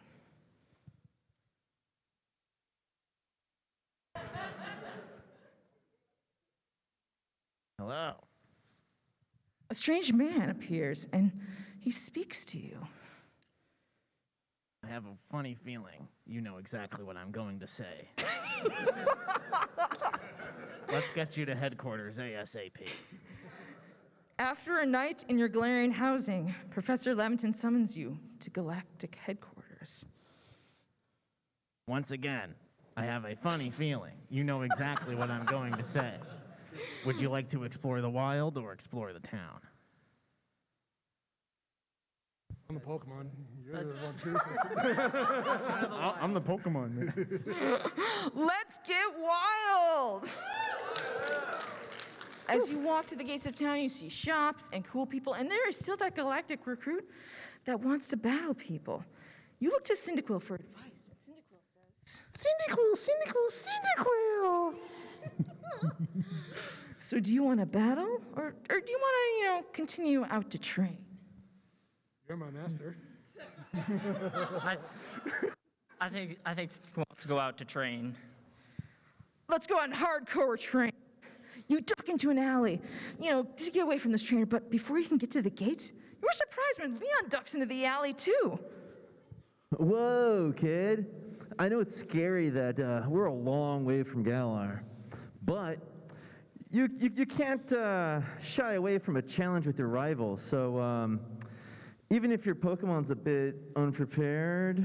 I mean, deep down, you guys know that. I want to be the very best. All right, how do we get your Cyndaquil in champion shape? Well, I think that if I say champion, you say time. So champion! Champion! Nice. Or, you could always go and have a training montage or look for alpha Pokemon to capture. I don't know. There's so many decisions. How are you going to get trained up?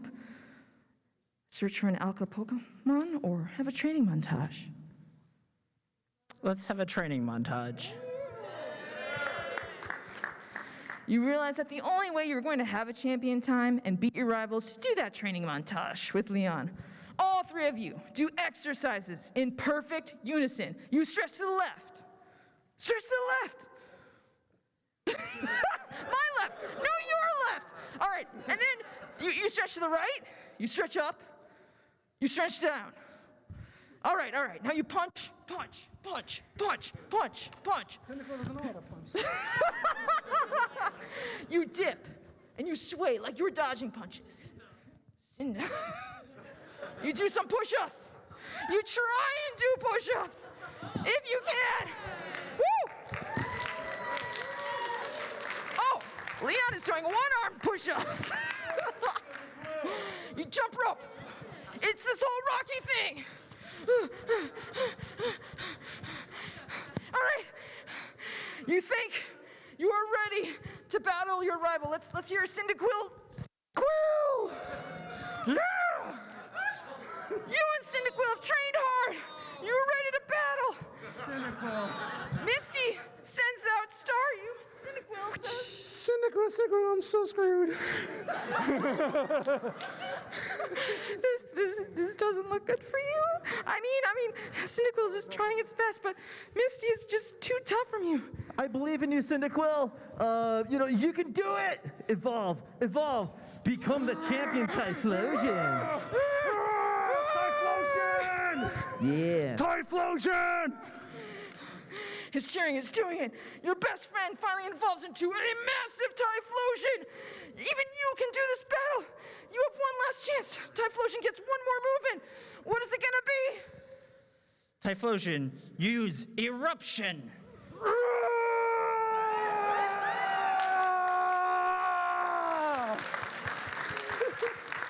Typhlosion! Oh, it does its most impressive though! But it's not enough. Misty Staryu is punishing water attacks again and again. And you black out. Oh. You and Cyndaquil wake up in your galactic beds. Your bodies ache. Professor Laventon, he waves his hands in front of you, trying to be like, hey, are you guys alive? Are you awake? This is a pretty cool new Pokemon you got here, but we just don't know what's going on. He's trying to snap you back into coherency in life. Maybe you and Cyndaquil should stick to something a bit safer. Or, in this case, Typhlosion now. We do need a place to help heal people and Pokemon. Something about farming and herbs. You and Cyndaquil retire from exploration and stick to the town to create the world's first Pokemon Center. Woo! And there's a plain blackout ending you can get for them over there. And they'll help you out with some endings, and you guys can get some prizes from up on the stage here. And I think we have time for one more pair, one more set. Let's try and make sure we're getting some more. Oh, did you want to come up? Yeah, come on up. Is there somebody who wanted to come with? Oh, you want to come with? It's no, okay. Do we have someone who wanted to come with? Let's see. Who do you got back in the back there? Come on down.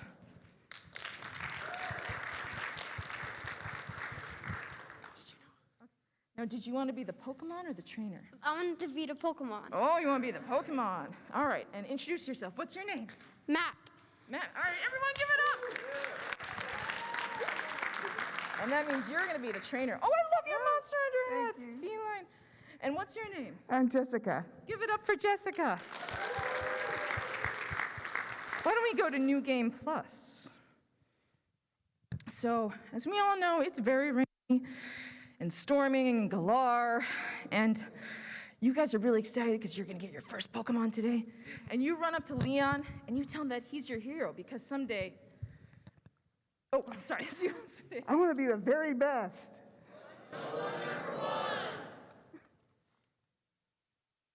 Ooh, it's that time again. Well, if you haven't, are you having a champion time? Yeah.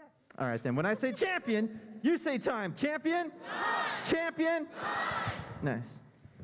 And then the rain is getting worse and worse, and I don't know, it's like we're stuck in some sort of endless loop. Is this Groundhog Day? I don't know what's happening. The worst happens again. Lightning strikes. You each scream. Ah! And you black out. When you wake up, you know you are not in Kanto anymore. Leon is spinning in circles, and your best friend has transformed into, do you guys know what Pokemon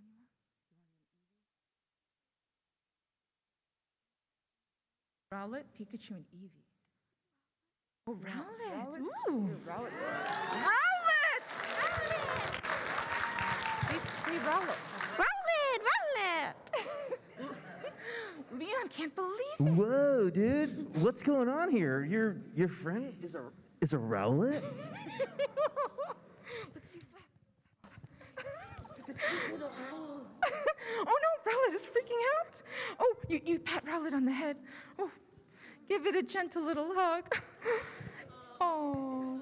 As you are gathering your bearings, there's a whole bunch of people from an old-timey village coming to gather. And there's that strange guy again. I'm the strange guy. I knew that storm wasn't just a storm, it's a portal. These must be strangers from a distant future. Let us take these new recruits to Team Galaxy, to headquarters, ASAP. You guys head to Galactic headquarters and you eat a delicious meal of mochi. Yeah, peck it, peck it. And at night, you have a really nice rest in your galactic housing, and Professor Lavington summons you to Galactic headquarters the next morning. Welcome. Now you know the goal of Team Galaxy is to help Pokemon and the people of this village. There's so much to do. What would you like to do? We can go into the wild or explore the town.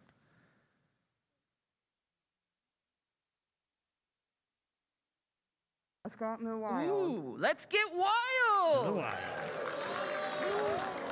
As you walk to the gates, or you hop and fly to the gates of the wild, you see all kinds of cool shops, and there's an extremely fashionable lady. Do you guys know who this is?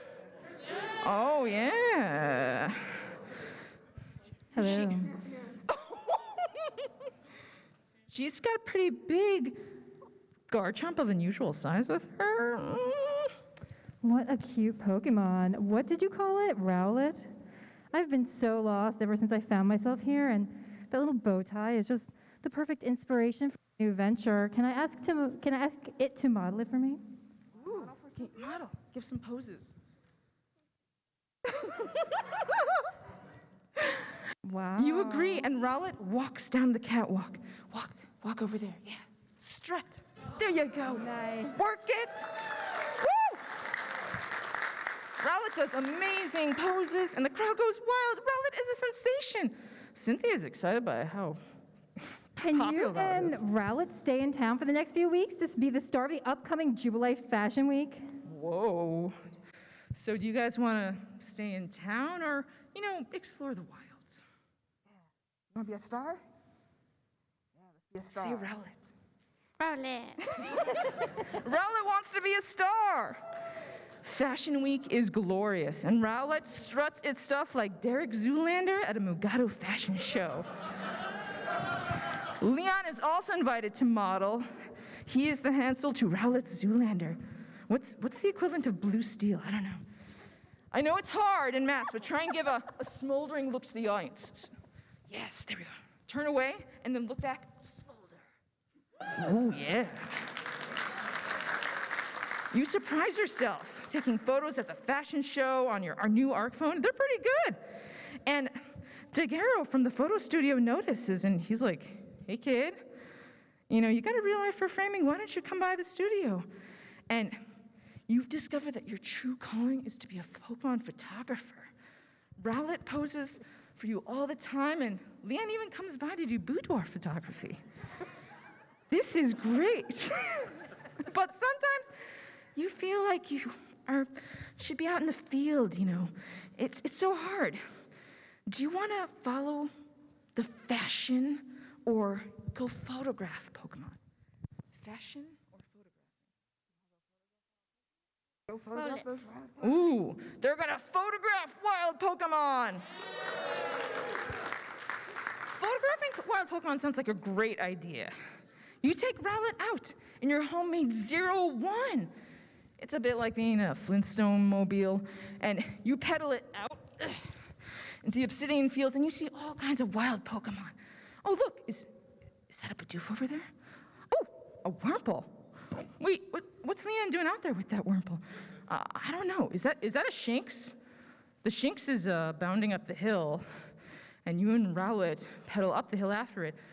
The 01 gets stuck on a rock, and it looks like you and Rowlet are not going to be deterred. You get out of the 01 and follow the Shinx to the top of the hill.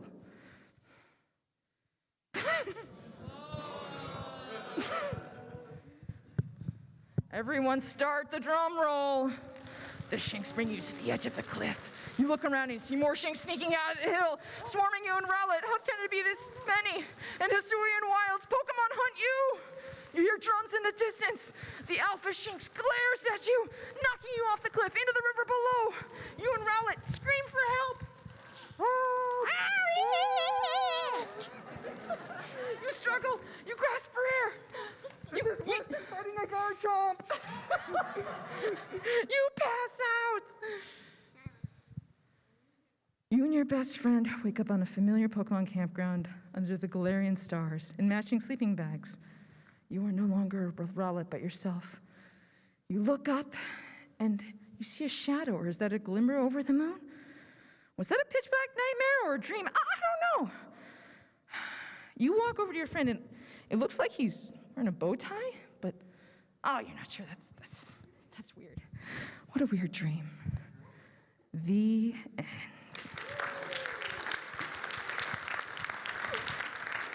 And we'll help you out with some endings in just a minute, and we'll get you some prizes from up here. Now, I think that's all we have time for today, but I want to thank you guys for all being an amazing audience. We're going to be doing another version of the show again at Anime Boston in case any of you guys are there. And if you didn't get any cool prizes, we've got some cool stuff up to give it away. Once again, could you please give it up for the Wolf Doctor over here? Please give it up for Cynthia, Debbie Lee. Please give it up for Doughboy. Please give it up for Leon, aka Professor Evergreen. And please give it up for all the enforcers in the house. Without them, none of this would be possible. They are very important. Please thank an enforcer. And we'd love to invite everyone who participated today to come up and join us for a group photo. Yeah.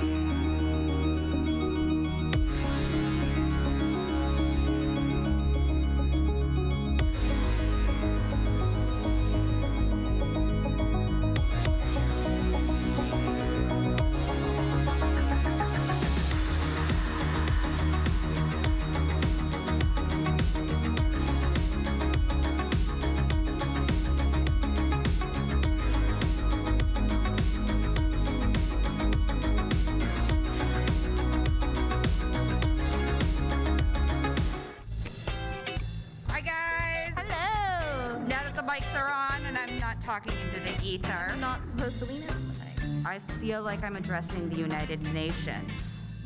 But instead, I'm here to solve the problem for you with my friend Nicole of Maple Soar Cosplay. I am Sam of Samantha Winslow Cosplay, and we're going to solve what do you do if you think you can't cosplay. Spoiler alert, you can cosplay. That's it, go home. No. Stay here. She's being silly. So as I said, I am Sam.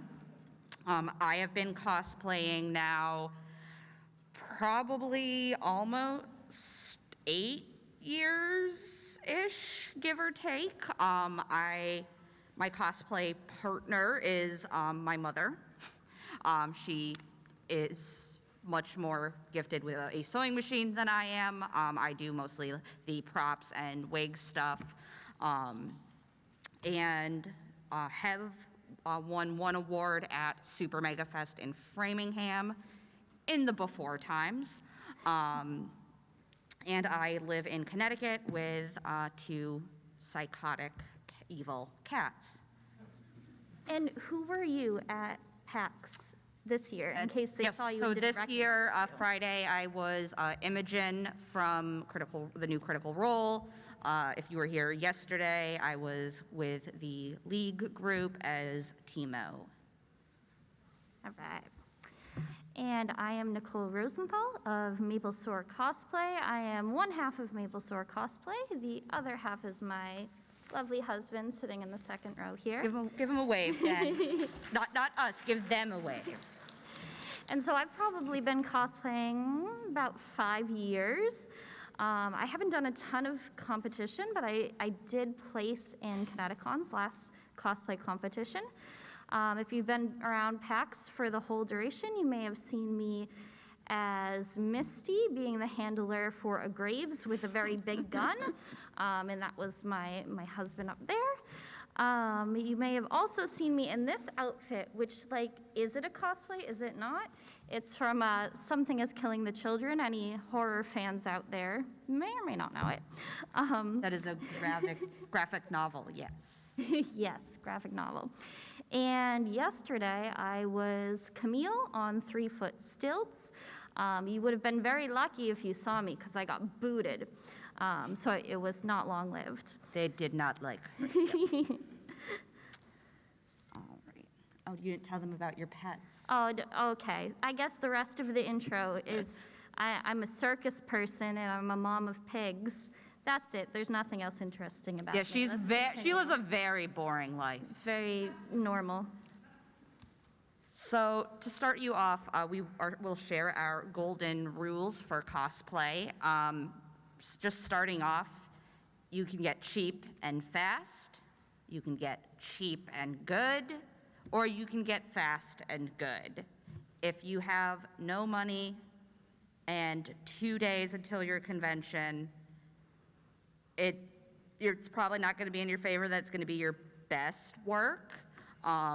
If you have a longer span of time, you'll probably get it done on a budget and have it come out pretty cool, but you don't get all of that. Yeah, you gotta pick just 2. Practice makes perfect. I know, who has ever done something perfectly the first time they do it? Me always. Yeah, always. Rude. As you do bigger projects and more projects and you think so on, you're going to, it's okay to mess up because that's just going to teach you. I know I just made in a week a Pajama Guardian, Star Guardian Lux staff for one of my friends, and it was a learning experience, and there are like 100 things I'm like, oh, I would have done this differently, and I was just rushing through it, so that's how it be. my first foam armor cosplay. When I made it, I was like, this is so good. This is the best thing. I'm gonna rewear this all the time. And then like I saw people that are actually good foam smiths and I learned more. And now like I can dig that out of the tote bin it lives in and it's like, this is horrible. This is truly not good. The other thing is you can always make upgrades later. I know further in, I have pictures of one of the characters that I've done multiple times now.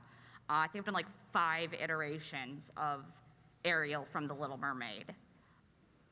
Each time, it's a better wig, a better shell bra, a better skirt. You can kind of upgrade things and add things on over time. Because as you make things and you wear them and so on, you're going to realize the things like, ooh, like I said, you could have tweaked that a little bit, and improve it for the next time you want to wear that costume. Oh yeah, my Negan I think is on 4 iterations at this point. It was my very first cosplay, and I keep reworking it, better each time. The other thing is, especially with like Instagram and TikTok and everything now, you're going to see those, professional or, very hardcore cosplayers out there all the time. A lot of them are, getting sponsors from different places, or, they're being paid to do convention appearances or to write books or produce content, and that's their full-time job. The rest of us have day jobs, and that takes out 40+ hours of our week that we don't have time to be doing cosplay things. So, they do have resources and, not unlimited, but more than probably the average you or I in this room might have. Oh, can I take this one? The 5-foot rule? I live by this rule. This is like my number 1 rule.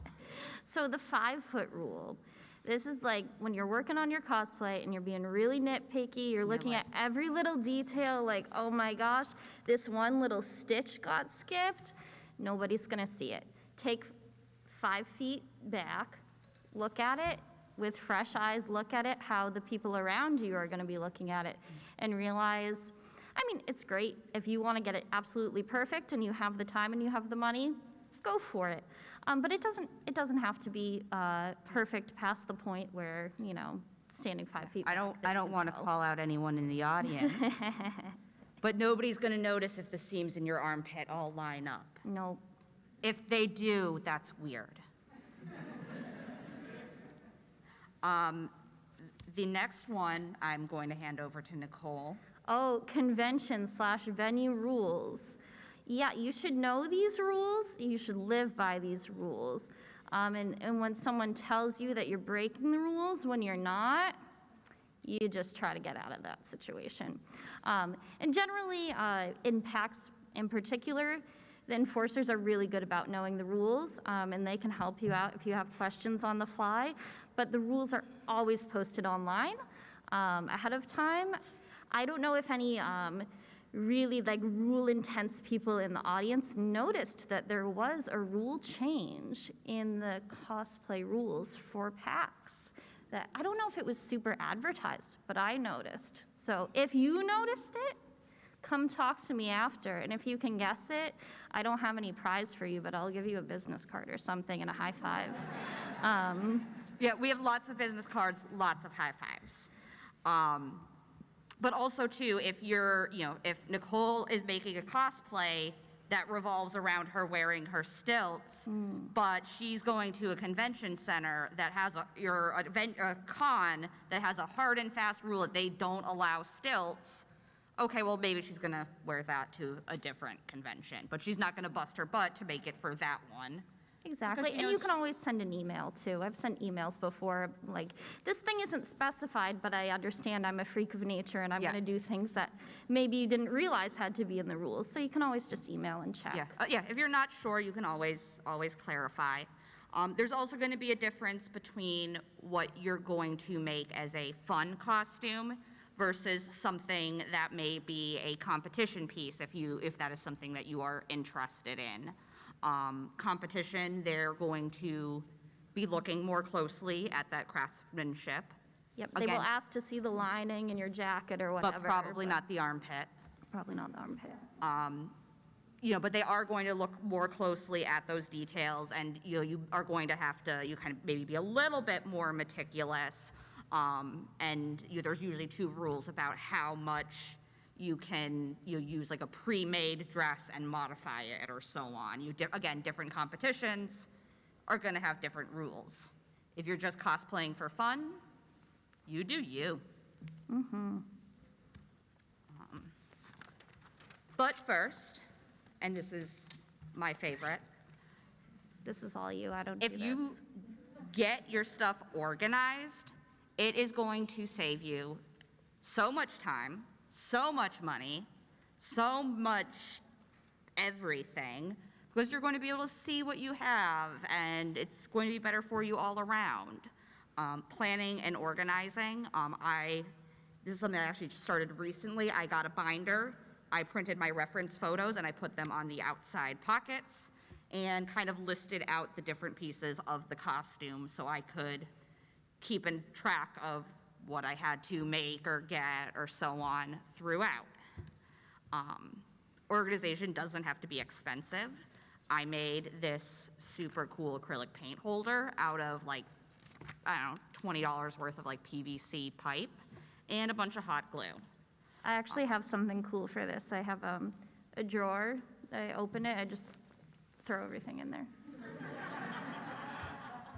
And how Also often do you buy more black acrylic paint because you can't find your black acrylic paint? Honestly, I go through it so fast, it doesn't even matter. But as you if you take that time to have your stuff organized, like I said, you're going to be able to see what you have, and not spend money on something that you already had 5 things of black acrylic paint or 1,000 sticks of hot glue, and that's going to be more beneficial in the long run. I know Pinterest, TikTok. TikTok is actually I think where I got the acrylic paint idea.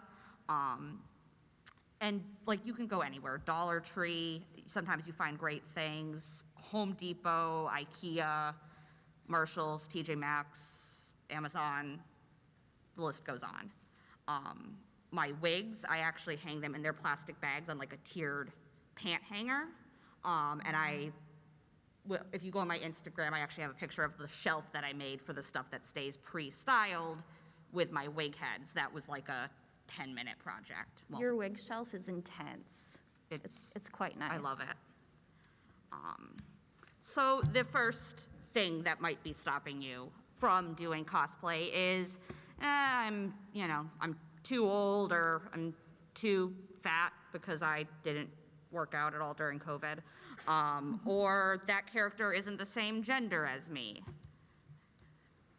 It's about you. You do you. You're not cosplaying for anybody else. The primary goal should be choosing something that's going to make you feel, comfortable and confident, and that you're going to have fun working on that project because you're excited about it. If you, say you're going to make, Slave Leia, but you know that you're going to be uncomfortable wearing that skimpy outfit out, well, if you're not going to be comfortable wearing it, don't, Maybe bodysuit it. Yes, yes, yeah. You can always, add or modify pieces, leotards, shapewear, I am always a big fan of. You can, I've found like brand new slips or bodysuits, at like thrift stores. Those are a lot of the times something that people buy and then never wear, or they buy and they wear for like, one wedding or event, and then it goes to the thrift store almost brand new. So if you're not grossed out by that, I'm not grossed out. You can get stuff really cheap. Otherwise, my friend is Kohl's. If you have coupons and you pay attention to the sales, you can usually get some pretty good stuff there as well. Also in the body type gender category, before we go too far, is the question of race or ethnicity. be respectful. No blackface. Obviously, no blackface. You know, there's Simple. You know, I know there's always mixed opinions, but I feel as long as you're being respectful about it, you know, you do you if you love that character. Gender bend cosplays. Oh, I can grab this one. Okay, you do a lot of this. I do a lot of gender bend cosplays, totally on accident. I do a lot of like horror stuff, and so like, if you've been at PAX in past years, you've maybe seen the 8-foot Pennywise or the giant Slender Man. Those were me. So yeah, I'm not usually one for like the pretty cosplay. You know, I'll throw a Misty in there on like handler days. But I do love to be a big, scary man. So, I mean, gender bend is like a great way that you can put a spin on a costume. What I really like about a gender bend is that like it gives you a little bit more freedom. You can kind of like represent the characters with like the colors, the textures, the themes, and you don't necessarily have to, you know, do 100% like the same style. So it gives you a little bit of freedom, get a little bit more creative with it. And, you know, it opens up your world to, you know, double the characters you would have options of before. So yeah, I don't shy away from any gender bend. So this is up on the right, we have my last iteration of Negan. That one has come a long way. You know, it's a simple cosplay, but I think it's, you know, people see that and they know that's Negan. It's a recognizable character. That's a womanizing woman right there. And then middle photo is my lovely husband again as Jinx. So again, you know, Jinx, female character, usually long hair and braids, but you know, we kind of use the patterns, we use the textures, and you know, we came up with something different and cool. And then, yeah, I did a like glam, you know, more feminized version of an Aquaman style costume. So lots of options, and like she said, it's, you know, very fun to kind of get creative and kind of design your own things. Cosplay for experienced nerds. We don't want to call anybody old, but there's you know, there's lots of options out there that are, you know, maybe more, you know, age appropriate for, you know, somebody who's concerned about, well, I'm a little bit older, you know, I don't want to, you know, cosplay, you know, a character that's supposed to be 15. My mother, and if you've ever encountered Cosplay Dad, both, you know, a lot of different characters out there that are closer to their own ages, and always characters that are, you know, kind of very well received, you know, kind of gives you some more unique options. So getting into... Oh, what if you don't know how to sew, though? I do know how to sew. I You can don't know how to sew? I can do a straight line. I made a quilt. Okay. I made a quilt. Okay. Well, there are lots of options if you don't know how to sew, even if you're not interested in learning how to sew. So one of the best things you can do, or easiest things you can do, is purchase items that, you know, kind of sort of are what you're looking for, but just need some alteration. I did a shell from Portal. Clearly this is, you know, very clearly the Portal jumpsuit, but I did not buy the Portal jumpsuit, I just bought a jumpsuit. It was just orange, and all of the white detailing I just painted on. Granted, that's a skill in itself, but I mean, you could also like Cricut that logo. There's any number of things that you could do, even if you have no artistic ability, to get that same look. And if you don't own a Cricut, you can still buy the Cricut vinyl and cut out the shape with, if you have, well, you probably have scissors. And it's gonna maybe take a little more work, but you can get the same, effect. Also purchased and commissioned stuff. One of the characters I just had recently done was Marilyn Monroe. There is a pattern for the white dress, but the like party store bag one honestly was just as good, and the pattern was like kind of weird, and we were having trouble getting it to fit right. And yeah, store-bought, just fine. Hand sewing, lots of tutorials online. If you need to, safety pins, fabric glue, hot glue. Oh, hot glue is great. A staple every now and then if you need. Like Tim Gunn says, make it work. I actually saw an amazing tutorial for an Oogie Boogie, and I was looking this up when I was making my own version, and she literally hot glued the whole thing, the whole like giant burlap costume, and it held up. So I mean, hot glue isn't going to necessarily work with every material, but for burlap, turns out it works. So, and if you have, sometimes if you have a fabric or a quilt shop near you too, sometimes they will offer classes. But let's say, like I said, YouTube is a font of information. The internet, your BFF. YouTube, Pinterest, Google. Like I said, now TikTok is becoming a lot more prevalent. You can learn. Reddit. Yeah, you can learn almost anything if you are sometimes you have to be a little bit creative about how you're searching. But it's, like I said, tons of valuable information out there. And not even like cosplay stuff. I bought a house and it's been great to like figure out how to do things without having to call my dad and wait 3 weeks for him to get it done. Oh yeah, I'm a plumber now, thanks to YouTube. None of it's insured, and so Yeah. hopefully nothing goes wrong, but it works. Networking. When you meet other cosplayers and you're taking pictures, you don't be afraid to kind of ask them, how they did X, Y, Z, or where they got a certain piece or so on. Most cosplayers love to talk about their cosplays. It's what we do. And most of them are going to be completely open to you offer suggestions or advice or support. Want to give a shout out to our entourage that is here. We have a group, probably like among us, so many different skills and strengths and experiences that like we'll sit at a table and it'll be like 5 of us like, well, you could do it this way, or you could do it this way, or you could do it this way. Everybody's going to have tried different things that have worked really well, or tried different things that they're gonna be like, oh, no, like, stop right there, don't do that.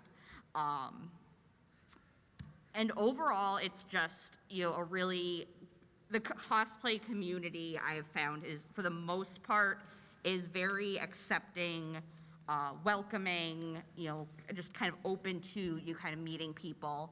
And you just want to make sure too, though, that you are being kind of respectful or grateful when somebody is taking their time to kind of give you advice or kind of help you and support you in whatever ways.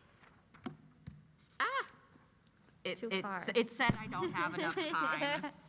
We don't have enough time to look at that slide. No. Yeah, that's it.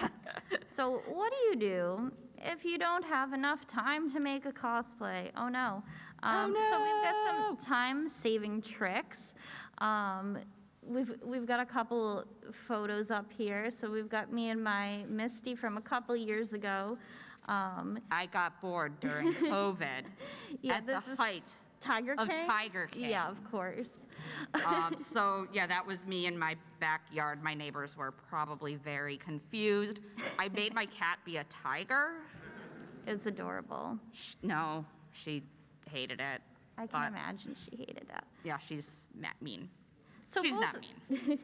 Both of these cosplays, these are like really, really quick thrown together things, but like recognizable. I'm sure most of you knew one or both of these characters. So how do you throw together a very, very quick cosplay? So Amazon Prime can definitely be your friend. I hate to give Amazon a shout out because they're evil and should not exist. Who has time to search all over, especially with gas prices these days? Yeah, it is what it is. And who has time? Yeah, although I will Or say, energy. often I shop on Amazon. I find the thing, I find the seller, and then I look them up to see if they have another website. And like, Often they'll have like their own promo code on their own website so that you can even get it cheaper from them. Sometimes Amazon Prime is faster, so, you know, again, time-saving tricks. But if you can't avoid it, try to shop from the small sellers. We also have Party City, Spirit Halloween. Whatever other any of party those- stores you may have around you. Yeah, those will be super quick, super cheap. And closet cosplays, like, for example, Joe Exotic, everything came out of my closet. It was just something I decided to do one afternoon. Chances are you probably have a lot of clothes at home, or, you know, various things No one came around here the naked, house. so they all have clothes. Yeah, you all have, I can tell you all have clothes. And, you know, sometimes if you kind of look through those things, chances are you probably already have it. You know, so that's kind of always a good first step is, you know, see what you got. With Amazon, also another caveat, check the reviews, especially like I buy a lot of my wigs on Amazon. I make sure any like wigs or clothes or anything that I'm buying, that I try to look for reviews with pictures, like from, you know, so you're kind of getting actual customer photos rather than like whatever the generic markety photo is, because the Very customer different. photos, those are gonna be kind of the real deal. What if I don't have enough money? Because I just spent a ton of money at PAX. I spent all That's my my money song. to get in the door, now what? I wrote it for you. You're welcome. I love it.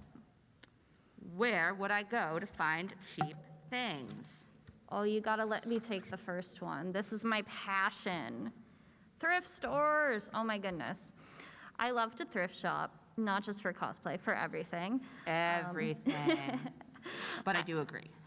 I try to go like the anti-consumption route where I'm like not buying anything new if I can avoid it. So like to the extent that I can make a cosplay a little bit more green, I will do it. Thrift shopping is an excellent way to do that. My Pennywise in the middle there, I found that raincoat at a thrift store. All I had to do was like bloody up the back of it after, and it was good to go. The ruffles around my neck were actually harvested from a dress that I found at a thrift store. I have some beautiful lace on there, which is actually, it's like vintage, like handmade lace, and I'm sure whoever made that is like horrified rolling over in somebody's- their grave at what I somebody's did with grandmother is it. like- But you know, it's beautiful and cheap. Tag sales, we're getting into that time of year. If you're, you know, on the hunt for something or not. I am the person that stops at pretty much any tag sale that I can find, or the dumpster at your local apartments where they're very wealthy people that throw lots of things away. But you never know what might be out there. Facebook Marketplace, again, always worth taking a look. Just obviously, if you're meeting with strangers, you know, don't invite them to your home. Probably go with a friend, do all that smart stuff. Yeah, most towns now have like a safe like meetup location. A lot of towns will allow you to like meet at the police station, or like even if there's like a strip mall or something near you, where, you know, you're not gonna get murdered. We don't like that. eBay or Poshmark? All right, so take caution with these ones. I just had like a Poshmark horror story as I was prepping for this con, but I started early looking for what I needed. Give yourself time. That's like, this is, if you're gonna go this route, you need to give yourself time with Poshmark in particular, because what will happen is, you know, someone cleans out their closet, they're like, oh, I'm gonna make some money. Things don't sell for a while, they kind of forget about the app. You can see like someone's like last online time, and that can be a good hint as to whether like your item will actually be shipped. But quite often you like order something and then you get a notification like, yeah, it wasn't shipped, you can't reach the seller, so, it's just canceled. So I think I went through 5 or 6 Poshmark orders on a very particular boot that I needed, and I ended up just making boot covers because none of them shipped, none of them. So be wary. Unconventional sources, like any Project Runway, Drag Race, any of those reality shows, the unconventional challenges are always my favorite. You never know though where you kind of might find unusual items while you're out shopping. Dollar Tree and other discount stores, who knows? Sometimes you're just looking for something that's the right shape and you kind of paint it or you kind of modify it. Tractor Supply, when I made my Daenerys, I think you can buy the official chain. There's people have 3D printed it, but it's super, super expensive. Tractor Supply, I bought $5 worth of chain and it looks so good because chain is chain, right? Nothing's printed is going to be better than actual chain to make chain. Home Depot or Lowe's, if you've worked with foam, insulation foam is a big one, and there's just infinite other things that if you peruse the aisles of your local Home Depot, you will find a font of possibilities.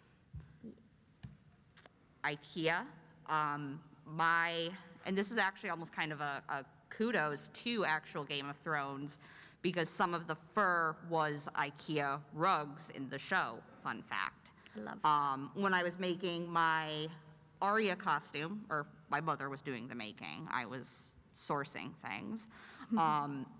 The original fabric that I had bought, we did not have enough to match the pattern, so we had to kind of start over.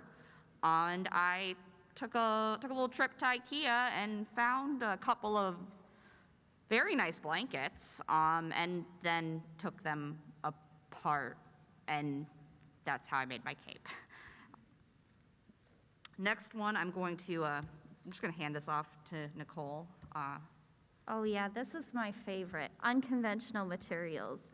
So as I was mentioning, I don't like to buy things. I don't like to throw things away. I'm gonna take a water break. Sam's trying to get me to throw away my work gloves that are more whole than glove at this point. We'll see. But I love using unconventional materials, things you would normally just throw in the trash. Many of you have probably used googly eyes, to make any sort of rounded, piece of a cosplay. That's a pretty common one. I will use googly eyes for everything. But you'd be surprised, if you just look in your recycling bin, the sort of things you can find. For my Jack Skellington and Oogie Boogie, my husband, who's a teacher, round of applause for teachers. They've been through a lot. Love all of you. As I give them some snaps. Seriously, if you're a teacher, God bless you. You're a better person than I am for making it through all this craziness. So good on you. So anyway, he's a teacher. He's one of those normal people that throws trash away. And he had these binder inserts, these sort of translucent inserts. And, it was just kind of a piece of it, didn't really have a function anymore. And he was going to throw them away. And I was like, wait, that diffuses light. I'm going to hold on to that. And then, 6 months later, I needed to diffuse light for these massive eyes. And, I shine a little LED behind that. Oh, perfect. So I mean, just be open-minded with kind of, the shape you need, the texture you need, and think about what are those shapes and textures, what comes in those shapes and textures, and you might be surprised what you find. My Vi in the left-hand corner there has some cat food containers. It's got some tampon applicators on the shoulder boulder, not used. Those were just hanging around my house. So, that might be weird to some people, but I love to show that part off. And actually, those hands are mostly constructed out of Friskies boxes. So thank you to my cats for eating all that Friskies. So, kind of what are some other ways you can save money? Clearly, we're all about the budget here. Number one, if you aren't using coupons, you're probably actually paying more than what the real price is because they plan on you using coupons, especially at like Joann's or Kohl's. But you're giving away money. Who does that? If you have money to give away, hi, I'll take it from you. Patterns. This was a fun afternoon project that we did. I let Nicole wrap me up for maximum freshness in saran wrap. And then she duct taped me like she was wrapping up a dead body. Yep, done that a few times. Know the deal.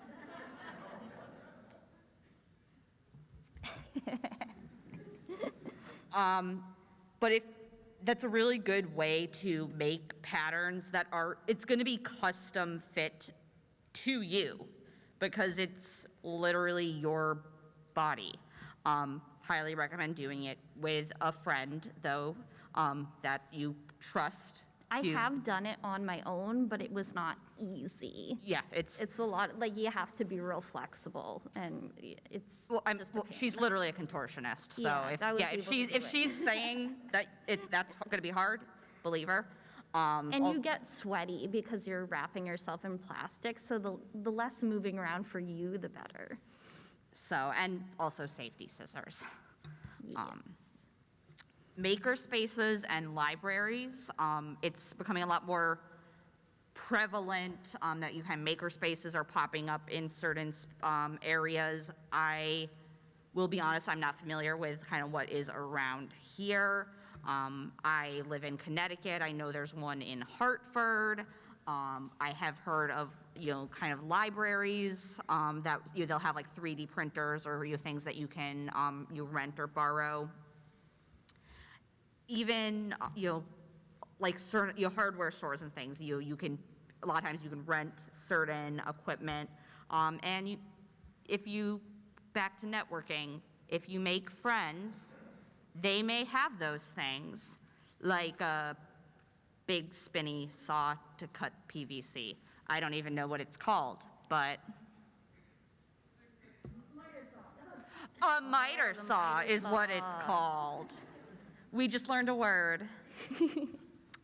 Wigs, as I said, I buy a lot of wigs on Amazon. This is an Amazon purchase.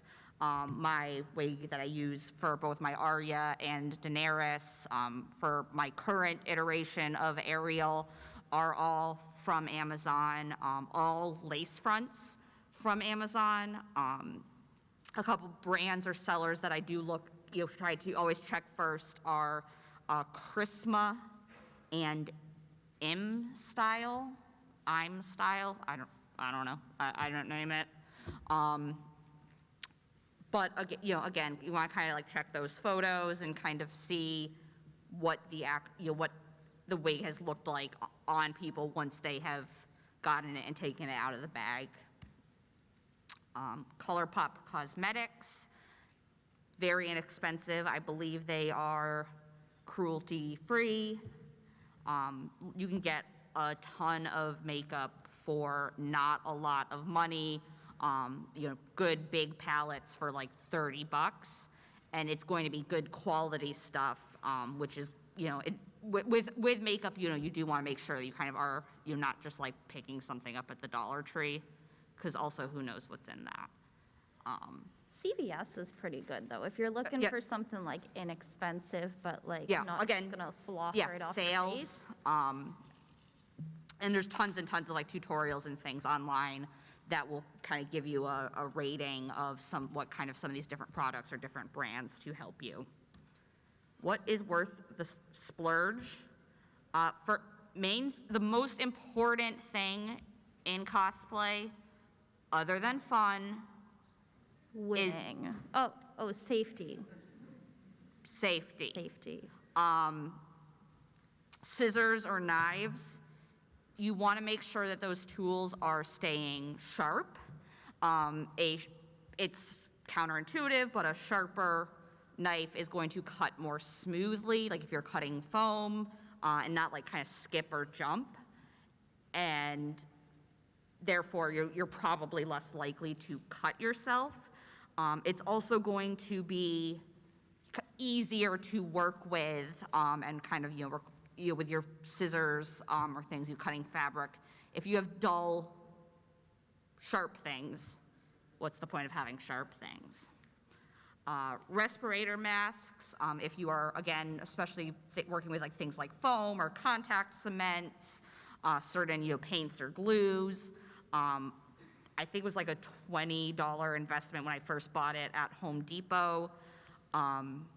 They may have gone up a little bit since then, but that's going to do more than your average like COVID mask to, like I was just the other day, like I was like dremeling foam, and if you saw my hands, they like looked like I'd been like working in a coal mine, like I was like Zoolander with the black lung. You don't want that in your mouth. You don't want it in your eyes. Just be, make sure you're using the right safety equipment. Also with contact lenses, don't go for the cheapest thing you can find. There's a lot of, I know I personally use, impartial to Unique So for contact lenses. Also though, make sure you are consulting with an eye doctor to make sure that contact lenses are right for you, because you only get 2 eyes. Did you know that? I knew that, but now I'm more certain because you said it. Yep. Thank you. Yeah, you see, you weren't sure. Yeah, I wasn't sure. I was think, but. But in general, you'd want to make sure that kind of, my like slogan is work smarter, not harder. Your time is valuable, even if you have tons of time to finish your cosplay, you probably have other things that you want to do, like hang out with your friends or, go out to do things or sleep. I like that third one. If you kind of prioritize things and, plan, and you can probably work a little bit smarter, and you kind of you make sure you're focusing on the details in the project that are going to be most important to you. So if, the prop is kind of your big thing and that's what's going to be most important, then kind of get that done first, or you kind of put a little bit more time into that.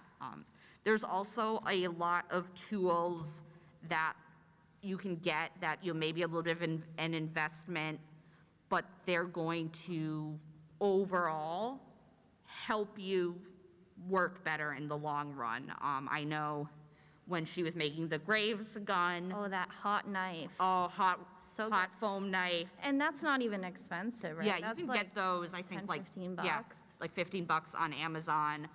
If certain types of foam. I have learned not good with floral foam. Like the EVA, like floor mat foam, craft foam, it won't work, but stuff like insulation foam, styrofoam, that will to some extent melt, like butter. Yeah, and I think if you've got the right tool, it goes back to the safety thing too, because like, especially when you're cutting stuff, if you're like struggling to make a cut, you're also kind of putting yourself in a dangerous situation, and it's taking you a long time. Oh, don't touch the mic. Electric scissors. Oh yeah, those are My mother has gotten, now me, now some of the rest of the group, into the concept of electric scissors. I know the friend that I made the Lux staff for was doing Pajama Guardian. That's a lot of polar fleece, y'all. It's a lot. And try doing this a lot. Electric scissors. Zzz. I believe the quote was, "This is cheating." No, I mean, that's like a great accessibility tool if you have arthritis, if you have any Carpal sort of tunnel. Yeah. But I mean, even if you don't, like, save your body the hassle. I mean, doing all of these repetitive motions does take a toll on any kind of body and a shape that it's in. So yeah, take care of yourself, and if there's a cheap, easy way to make yourself work smarter, not harder, go for it. Yeah, also, I know one of the things that we were talking through was like, and we did learn there's about an infinite number of names for this product, like a grommet punch tool. Making holes in, I don't know, leather, foam, I don't know what else you might do. Any kind of fabric, any kind of foam. I punch Any holes in kind of anything. hole. Anytime you're trying to like attach two pieces and it's not just like a simple matter of sewing, I just punch holes and figure it out from there. You could even feed something through there. Also, a fun trick that I learned when I was making my Timo hat, though, is if you take one of the like stainless steel like drinking straws that are popular now, just heat it up with your heat gun a little bit, and it just goes right through the foam. That's crazy. It was wild. I tested it. It was great. But in the long run, some items upfront may be a little bit more of an investment. If you're working with foam, you're gonna need a good knife. You're gonna need a heat gun. Certain things.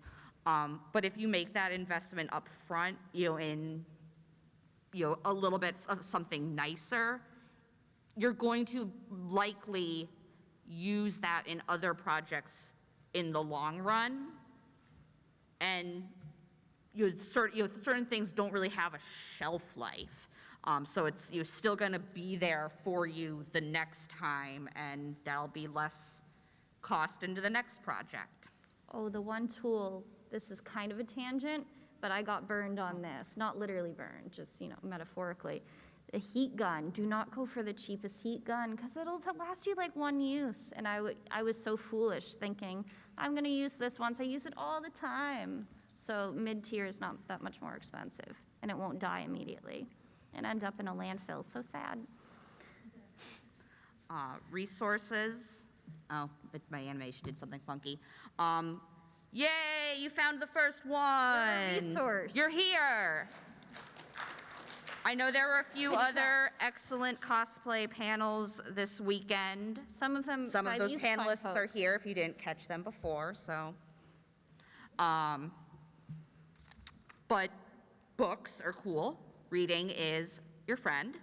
There's a lot of instructional books that I've found.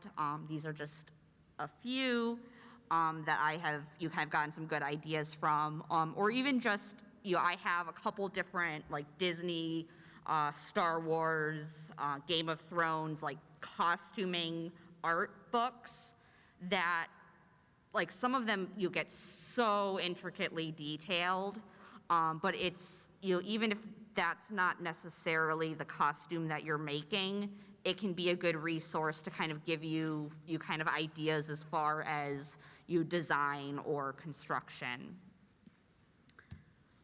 Social media, YouTube, those are just a few different YouTubers that I've had really good luck with some of their tutorials. Facebook or Instagram, Kinpatsu Cosplay, I've had a lot of really good experience with seeing how she does some of her construction and progress stuff. Beverly Downen of Downen Creative Studios, also excellent. And I think she's actually done like a series, if you do have a Cricut, of ways that you could kind of use that to kind of cut foam and do things, with the Cricut to save yourself some work. And she, I think, actually is also putting a book coming later this year. Facebook groups, again, just a few that I personally follow. This mask is driving me nuts. That I have cosplay help and advice, obviously a little bit more general, kind of, across the board. She Prop community is female and LGBT individuals, but there's a lot of, both Beverly Downen and Kinpatsu Cosplay, I know are both in that group and are very active in that group.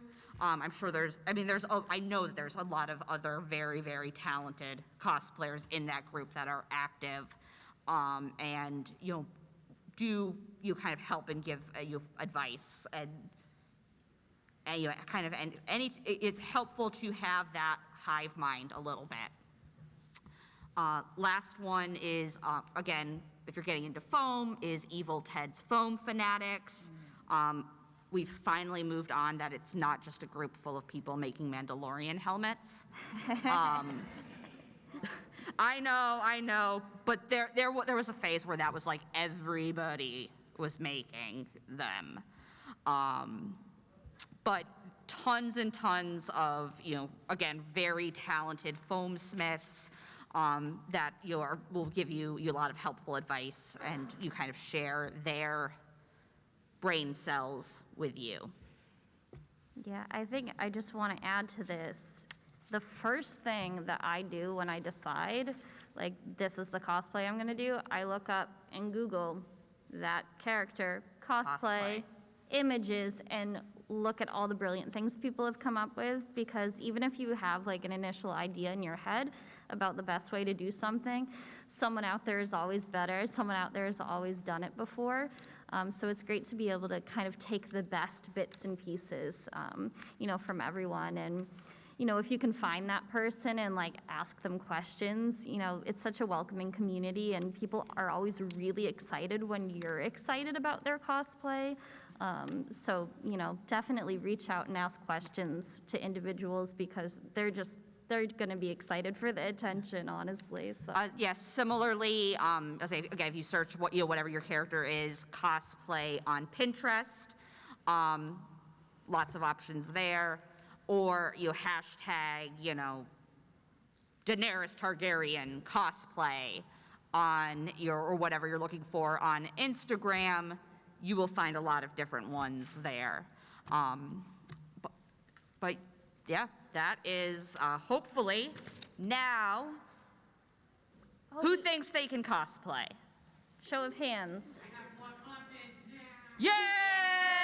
We did our job! Excellent. We want to thank you guys for joining us. Again, I am Sam of Sam Wynn Cosplay. And that's my Instagram.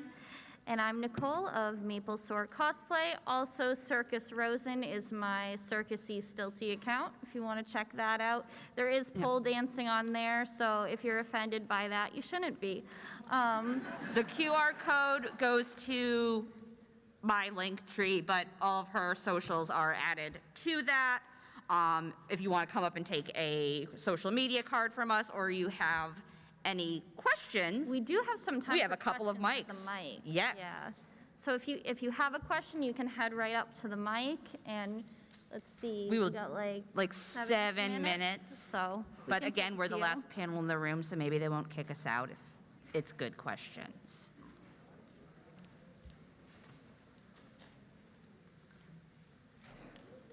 I think I see a person at the mic. Oh, gentlemen, is this a purple shirt? We can't see anything. Oh, it's pink. But. Oh, okay. I wasn't way off. Yeah, quick question. If I'm someone who hasn't really ever cosplayed before, besides like a Halloween costume I slapped together, do you find that certain types of costumes or certain techniques are the easiest to learn first? Like jumping to like foam is daunting to me, but is there a technique that's like a good first one to practice with? Ooh, I think I have a good answer for this. So my suggestion would be to like play to your own skill set. So if you have any sort of creative outlet that suits you, you can kind of finagle that. Like maybe you're not a sewer, but like if you play an instrument and there's like a character that holds an instrument and you can incorporate that, like do something that like specifically suits you. Maybe you love to draw and that doesn't necessarily translate to, sewing an outfit, but maybe there's like a character with really like graphic tattoos that you can paint on, or like, just kind of find the thing that suits you, and that's going to be your best starting point. Yeah, I'm a big fan of like we said, modifying things. If you can, add on to something rather than sewing from scratch. it's always kind of a good jumping off point, so you can kind of learn some of those skills on a smaller scale before jumping into a huge project. Thank you. You're very welcome. I think I see another Yeah. person. Oh, do we have, I think we have some, We'll go back we'll and kind of go back and forth, far side of the room. I can't see you at all, you're in the Hi. sun. Oh, is this on? I don't know if it's on or not. I think it's on. We can hear you. I can hear you. Okay. So what do you do if like there's a lot of judgments and like, like people around you like think it's like weird that like you want to cosplay? Like I used to cosplay, but I'd have to spend all day in my bathroom because it was like the only room in my house that locked, so like no one would see that I did it. And then like I eventually just stopped doing it. Oh my gosh, post it on the internet. Yeah, post it on the We love internet. that. I did, but then I had a TikTok for a while and I got like a little bit big and stuff. I don't know, I was just so tired of it because I had to run back and forth to my room. Like I had a house I wanted to like make videos in, but I didn't want my parents to see, I was afraid my friends would see on my social media. So like I went through blocking them like off of my account and stuff. But then I just like gave up because I was like, So if your friends don't appreciate you for you, there's that. about But parents. yeah, do you. I mean, it can be really hard, like the parents thing. Like I understand Yeah. if you're sharing a house with them, sharing this space, like you have to keep yourself safe, like physically and emotionally. So like definitely put that first. If you feel like you can only do it in your bathroom and that's the safe place for you, maybe that's okay. Like just keep doing it in your bathroom and enjoying it for you. As you feel comfortable and confident to bring it out to other spaces, excellent. Like, I think you'll find that, certainly if things get big on the internet, not just in this space, but in any space, people will try to tear you down because that's the internet and there's the anonymity. But the majority of the people in the cosplay community are really welcoming. And so, try to focus on the positive comments and the positive feedback and collaboration. But definitely, like, keep yourself safe. I totally understand that. And As you meet other cosplayers too, you can kind of have more of that tribe where, you have that common interest. And, I don't know, then too, maybe you make friends that you go to their house and you can do cosplay things, or I know our group, we tend to kind of like migrate and like, have different spots that we hang out to work on projects depending on what we're doing and who has the best space for that thing. So I run in a lot of like freak circles these days, like the cosplay freaks and the circus freaks, and the contortion freaks. Find your freaky. And like the thing about these types of communities is like everyone's sort of like experienced to some degree and in some way like part of what you're describing of like not quite fitting in. People think this is weird, but it's like really special when you find that place that like, oh, like literally everyone in this room is the weirdo. So you're not weird here. You're just one of us. Thank you. You're very welcome. We love you. Oh, thank you. We'll come back to this side. Can you hear me? Yes. Okay. I can hear you. Mainly for like a foamsmith question, what type of paints would you like suggest for like adding color? Because I really want to do like Monster Hunter cosplay, and that is a lot of colors and work. So I know I personally will start with a base. Once you've plastodipped, primed, all of that, I'm a big fan of like spray paints for like large areas to start. And then you can kind of go in with acrylics for kind of smaller kind of details as you're weathering. Yeah, same. I start with, even if you don't have like a big area of solid color, like I will start with a spray paint to get kind of like a base, even if it's just like a white or a black. Then acrylics for detail, as Sam said. I know like some people do, some people don't, but I always use an acrylic sealer just because it helps like to prevent some scuffing and scraping away. I've got a little bit of a painting background, so I seal everything. That feels important to me, but that's kind of a take it or leave it, as you please. It is 3 o'clock. Are we? You can go like 5 more minutes. Okay. Then we'll bounce back over to the side that is in the sun. I was just wondering what a good resource would be for someone who wants to commission a cosplay. So commissioning, there are Facebook groups that you usually, you are specific for sourcing commissions. You can sometimes find things on Etsy. Occasionally, if you see, something on Instagram or wherever, your costume that you like, sometimes it is worth asking. Not all cosplayers will do commissions, but you may find somebody that says, yes, I would be willing to, or it is something they frequently do. I think it just kind of starts with kind of asking around, depending on the specific thing. There is quite a bit on Etsy. The thing I will say about commissioning, specifically if it's something that's fitted for your size and your proportions, or is kind of more complicated than just a small, medium, large. Keep timing in mind. If someone is making this by hand, you want to start shopping really early. You don't want it to be a month before the con. I keep touching this mic. You don't want to be a month before the con ordering something and expecting an artist to turn it around really quick. So if you give yourself time, shop on Etsy, the Facebook groups and all that, you're going to find someone that's willing to make the thing you want for sure. Thank you. Okay. Red hat, back on. Okay, so 2 questions, if that's okay. If they're short questions. First, will there be a photo shoot where we have an opportunity to take pictures with you guys and the other panelists throughout the weekend? So we will be outside, I guess, shortly after the panel is done for questions and photos. I can't speak for my colleagues, but. Okay. Some of them are up here. You might catch them on the way out too. All right, we'll see.